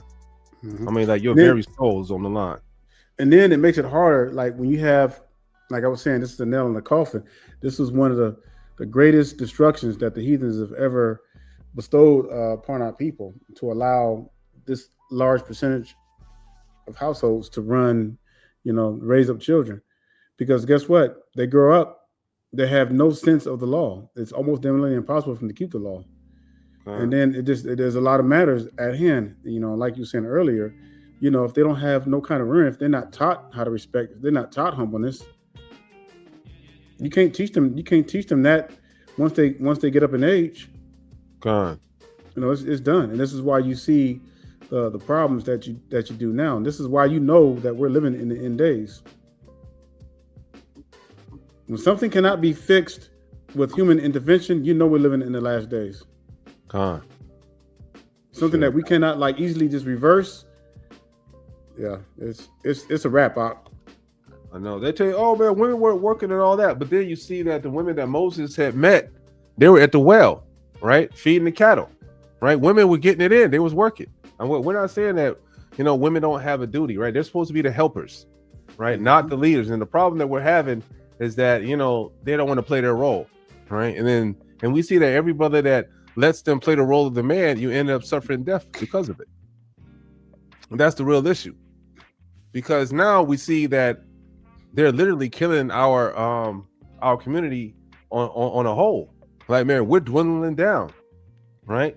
Abortions out of the, you know, out of the roof, right? All this stuff is dropping out of the roof, man. And a lot of these women who are on welfare, they don't work because if they got, you know, they got 3 or more kids, because if they start working, then some of that welfare gets cut back. Yeah, I know that, right? That's why they don't work. They'll sit at home all day long and brag about being on welfare. You know, watching their little children go to school, but yet they don't work. So just imagine if they would have cut welfare cold turkey. Oh, it'd be trouble in the camp. It would be trouble in the camp. But they're not going to do that because they know that's the lifeblood to keep our people in wickedry, you know, and wickedness. I wish they would cut that off, man. I wish they would too. That would be that right there. You want to solve the problem with 80% of households being raised by women? Cut off welfare. Cut it completely straight off. Only allow people who get on welfare or to be the ones who are crippled. You can't. Well, you got to be in a damn wheelchair. You got to be crippled where you can't do anything for yourself. That's the only way you can get on welfare. Man, nah, man. You know what? Nah, man. We don't need no help at all. You know, don't give them no welfare. Just just like we need to force our people to be on their own. The handout needs to be through. You know what I'm saying, man? Hey, let them die. Let folks die. I don't care, man. We need to because that is what's going to really change. Well, they need to cut it. They need to cut it all together, but they're not going to do that because they know that is what's destroying our community. That's what's destroying our women, and they know this. They know that the moment they know that to come together if that happened. They know that the moment they cut welfare, man, these women will be in trouble. They'll have to submit to a man, marry, or something. Done. Well, they would definitely have to work, but it'll cause our community to come together. Yep. Because like without welfare, right, it'll force us, right, to do better things and greater things because we'll be forced to take care of our elders, right? Because there's no way, because after a while, when you start to see the death toll rise in the community, when you start seeing things go down and you realize that we're finally, like, nobody gives a crap about us, right? Then you're going to start to understand that we as a people need to come together, right? Put the Crips and the Bloods behind us, put all this, petty bickering and arguing and all of this stuff behind us, right? All of this stuff, and then we come together, right? Men need to step the hell up, right? Women need to close their legs and get focused on really raising up the youth in a righteous way with the guidance of a man, and then, man, we will be well on our way to fulfilling the prophecies that are in the scriptures. I got a question for some of y'all. So maybe you can tell me if some of y'all have ever been on welfare. Do they still do these checks where they send not a caseworker, but like a social worker or something like that to your house, like every so often to check to make sure that there's no one living there, like no other man living there? Do they still do that? Because I know when I was growing up, I knew some friends that was on welfare, and they used to have that, where some kind of social worker would come over. And so how do they monetize or make sure that if they're on welfare that they're not married or there's no man in the house or something like that? Is there something new that they're doing now these days? I think it's just trust, as far as like them probably keeping their word or something like that. You know what I'm talking about? Because there's been some scams where women who got they got on welfare and they got all that money and they had to end up paying all that back. That's probably the ones that be bragging about it on social media, going on TikTok like that one dumbass. They calls them boys to do an investigation on it because she was talking, well, I got 30 baby daddies. Yeah, I got and all this other nonsense. I get 30 checks and this, that, and the third. Calls them boys to open up an investigation. It was like, you taking money out my baby's mouth. Like, man. Yeah, but there got to be something, man. That if they just giving these, if they just giving these women welfare at the trust of their words, man, that's crazy. That's crazy, man. Man, they got to keep the destruction up, man. They do not want to see the community heal. That's one thing they don't want to do. Like, imagine if we had self-reliance and we wasn't relied on the heathen. But that's what I'm saying, man. Like back in the day, like if a person was on welfare, there was some stipulations they had to qualify. They had to be unemployed, or for one, they had to have proof of unemployment. They had to have at least two or more kids. All right, and no man or somebody paying the bills could not be living in the house. That was the stipulations. And I know back in the day, they had literally caseworkers coming by people's houses. Yeah. If they don't do that now, and if they just hand out free welfare like checks, I see why so many women are getting on it now. Dang. Yeah, they had and then right, like the mentality is wrong. You be thinking, oh man, this is a lick. I can go ahead and get this food stamps, and now I don't got to worry about this bill, and I can put my money towards something else. Right? No, that's a crutch, right? But the way they sell it to you, you would think that that's a lick on the low, right? But really, it's just the way that you're supposed to look at it, right? You're gonna look at, this is a lick right here. I'm getting, $500 for food a month. I can say this to go get this over here, or I can afford this over here now that the government is taking care of this. But no, man, that's a lick. I think I got the answer. I mean, that's not a lick. Give it to me. Somebody was saying that if you get Section 8, So I knew there was something. I was like, there got to be something where. So if you're not on Section 8, they can't get food stamps, right? Is that kind of what the Still is. I don't know. I don't know. Somebody No, in the I'm comments asking. let I'm us asking. know. Yeah, I'm asking anybody in the comments. So Yeah. I guess from what I'm hearing, you have to be on Section 8 in order to receive food stamps. Con. I mean, I don't know, man. I don't keep up with all that stuff. Maybe. I don't know. No, I think it's got to be. I think it's based on your income level. To be honest, if I remember correctly, Well, that's what I'm saying. I Well, think you if have you to make be. if you make below 30,000, that Well, that's you're eligible for food for well, what that's is the it? only way you. That's What's the it only way called you can get on again? Section 8. Oh, Section 8. Yeah. Yeah, that's probably the only way you can get on Section 8 then. Con. Oh, says no. You says no. You can work. You says no. You can get Yeah, Section that's 8 it. and work also. Huh? That's interesting, man. But food stamps are separately then. That's crazy, man. Yeah, you can only make a certain amount though. See what I'm saying? Like you got to make it's like I think it's like the base salary is maybe 30,000 if I'm not mistaken. If you make below that, then that's considered poverty level, and then you get government help. You know, Yeah, man, they shouldn't yeah, man. like They need to go us ahead and as a cut. They need to people, go ahead and cut food stamps, man, completely. like us as a people, right? We have the ability to get stronger when we go through hard situations, right? And I think that these heathen, they're hip to that, because especially during slavery and stuff like that, you see how we was just create stuff to make it easier, like the cotton gin and this, that, and the third, that we were just doing things to try to make ourselves better during those particular times of hardship. I think that they know if they cut off welfare from our community, that will force us to be better people. Oh man, right? Of course it would. And they don't want to see that for our people. Yep. Right. They don't want to see that for our people. That would be it right there. We're gonna have to do a analysis on that, man. Like get like the number of our people, like black women. Now I don't know. Now I'm hearing that you have some men on welfare, but I don't know how true that is. If it's a certain amount, but we already know that the majority of the women are on welfare, man. We need to do like a deep dive analysis on the percentage of black women in the U.S. that are on welfare, getting food stamps. And yes, we already know that more white people are on food stamps than us, because it's more of them.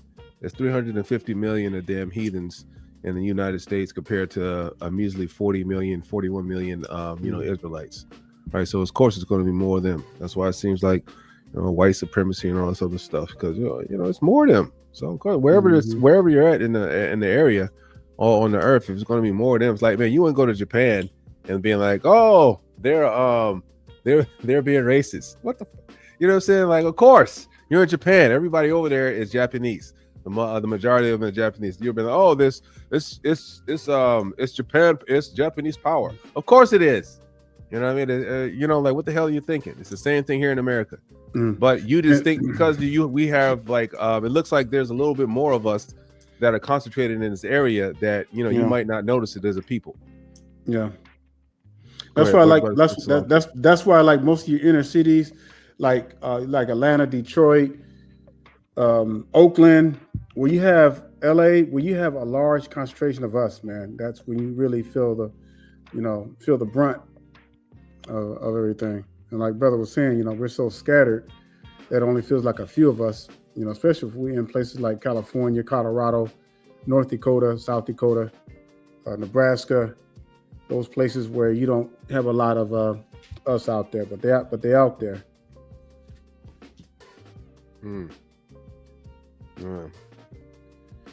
Yeah, man. But I was saying that the welfare was originally for the white widows during the Depression, but the heathens, man, they found it. They found the way to use it as a tool, man, to bring us down as a people. Fact. And boy, did that work, man. And man, we're not gonna sit here and just blame the white man. Oh, the white man is the reason for your woes and this that, because at the end of the day, we actually have a choice, right?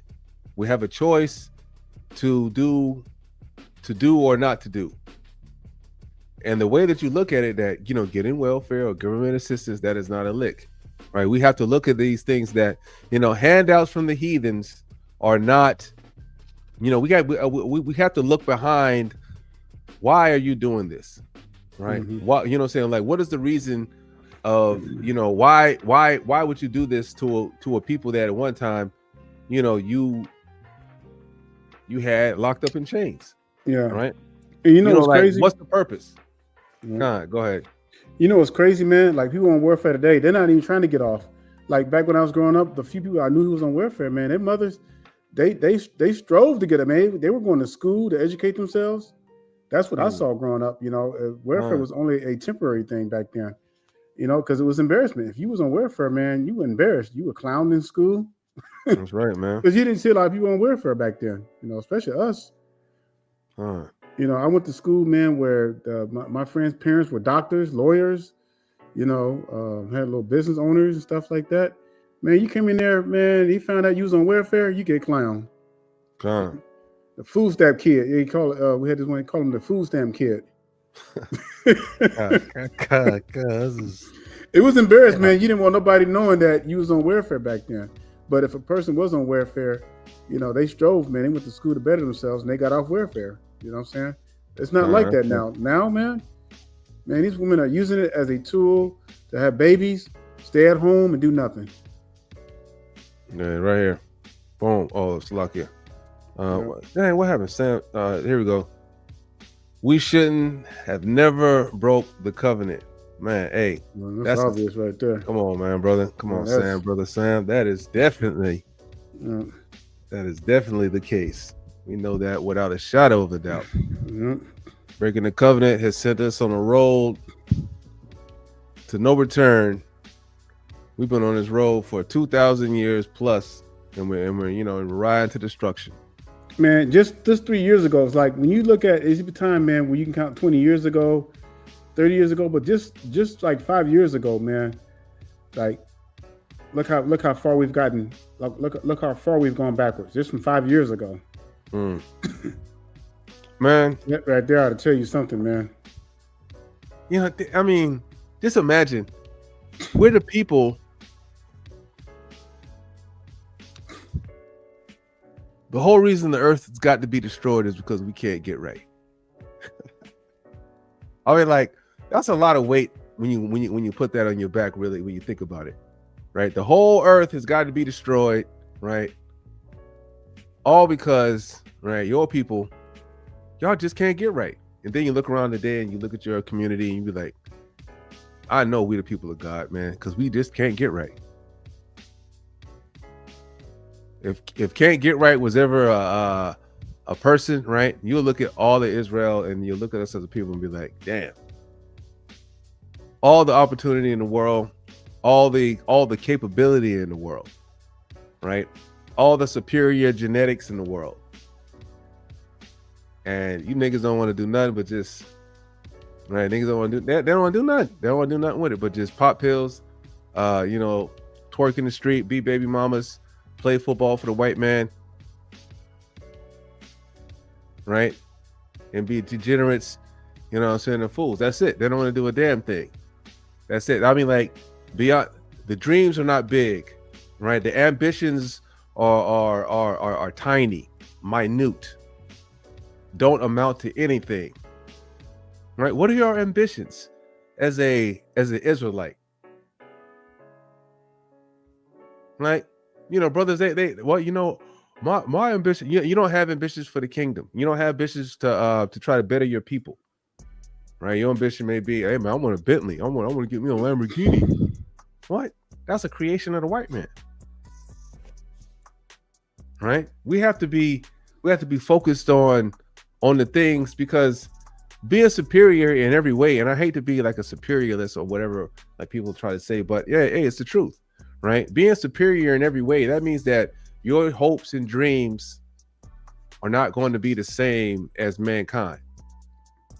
Right? Your hopes and dreams are going to be beyond mankind, which is why we have the kingdom, which is why you're going to get eternal life, a spiritual body, if you do things that are holy, the things that are commanded to us in the laws, statutes, and commandments.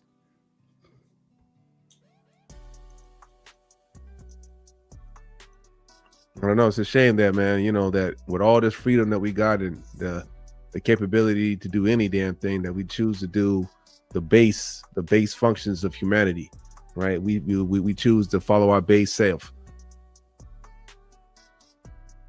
right? Simp out for whores and harlots, live in the flesh, Right, man. You got the flesh unzipped, man. You're not living in the spirit. It's man, you done unzip your flesh and you got the monster out 24/7, uncontrollable. You know what I mean? You're not controlling your impulses. You're just wild 24/7. Like the Tasmanian devil. That's our people. And then when you try to get on them, they have a problem. I don't want to act right. I don't want to obey. I think I'm supposed to act like a damn fool all the time.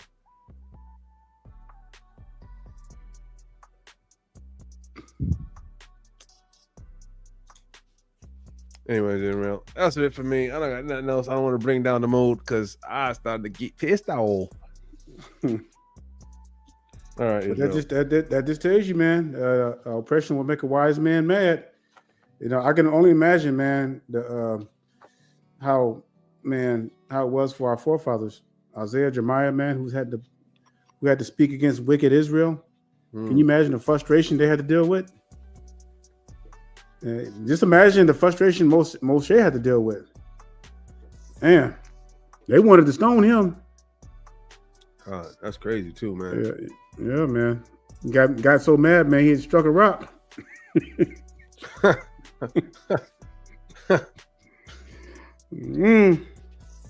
Our people do that to you. You right there with Hamashiach, and then you complaining about water. Man, damn, man, he the one that made the earth. Relax. Exactly. You're going to get some water. You know what I'm saying? You're going to get some water. You saw what was that? Fire mixed up with ice. You know what I mean? In the 10 plagues. Relax. You got, coming out of the sky. God's going to give you some water. You know what I'm saying? I don't know, man. It's just all you have to do is just try it. They're sitting up there building a golden calf, man, after the Most High done destroyed them and their idols. You building a golden calf to go back to Egypt. Go back to where? You done already witnessed, man, Pharaoh and his whole host of army be destroyed. I think righteousness is like a mental block sometimes, right? You know how you like how some people, they can go out their whole life and they can they have to work out, right? Hey, you know how me and you, we have to exercise. It's just like something like, just something we have to do. It's like if we don't feel like we're not exercising or something like that, it's going to feel like something's wrong. It's the same way with the scriptures, right? It's a mode that you have to click on, and it has to stay on. It has to be there, right? Yeah. I think that it's like a mental block for certain people that they just. It is. That's why you have to practice the righteous acts, because I think what happened with our people a lot of times, man, they stop keeping the commandments. That's why they forget. They stop keeping the commandments. And when you start keeping the commandments and you start, you don't keep the Shabbat no more. You skipping Shabbats, going back to eating pork, and then you skipping. You're going back and forth. You get blocked. You can't see. It's like a lack of determination on your goals, right? Yeah. I mean, right. You have to learn how to be focused and stay that way. Let's say if you're a person in your life that you can't really stay focused on one goal, right? Everything's been fleeting to you. You can't really stay on point, stay focused, right? The scriptures and you keeping the commandments, you're probably going to end up failing at that, right? Unless you or maybe, right? This is the key that unlocks your stability. Right, you're reading the book of Proverbs, you're reading the book of Ecclesiastes, Sirach, right? All of these scriptures, right? Wisdom of Solomon, all these scriptures, right? They give you knowledge of how to act and how to, get stability within your, stability within your emotions. Right? These books are right without the knowledge of the scriptures, right? Without the knowledge of these things, you'll never become a man. And that's being honest, because you're not going to understand of how to deal with things. You're not going to understand of, what you should deal with or how you should move, right? When you're dealing with certain individuals, when you get into certain situations. The scriptures, once you read that, it entails all of that. And then you're able to comfortably make that change, right? You're able to comfortably transition over to being a man of God. But it's a big book, and I understand how that can be daunting to some of our people. right? Oh man, I don't want to study this book, but it looks like a lot of information, right? It is a lot of information, right? But that information pays off. If you study that information, right? Once you start getting it down, just like anything else, right? You start putting in years of the work. Once you make that decision, just like if you make the decision to get big muscles, if you want to work out in the gym, and it's the same thing with the scriptures, right? You're not going to quit. You're going to keep on going until you achieve that goal. You just got to make that decision, right? To become that new man or that new woman. God, Vigil, it's worth it in the end, right? But a lot of our people, man, we don't want to endure to the end. You might quit halfway through. It's a lonely life at the top. Imagine the Most High. He's been lonely his whole life, his whole existence. The Most High has been lonely. Nobody is like the Most High. Imagine how that must feel.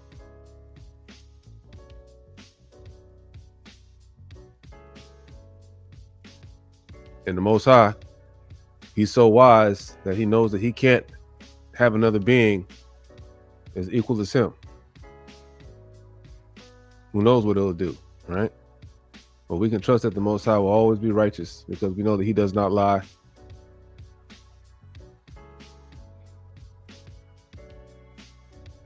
He does not lie. All right, Israel. I don't have anything else. I'm going to say that for the 50th time. Brother Daniel? Nope, good. So we're going to go ahead and let you get back to the Shabbat, meditate. And by the grace of the Most High, we will see you again. So with that being said, we're going to bid you a hearty Shabbat Shalom. And stay strong, Israel. Stay strong. Yes, sir.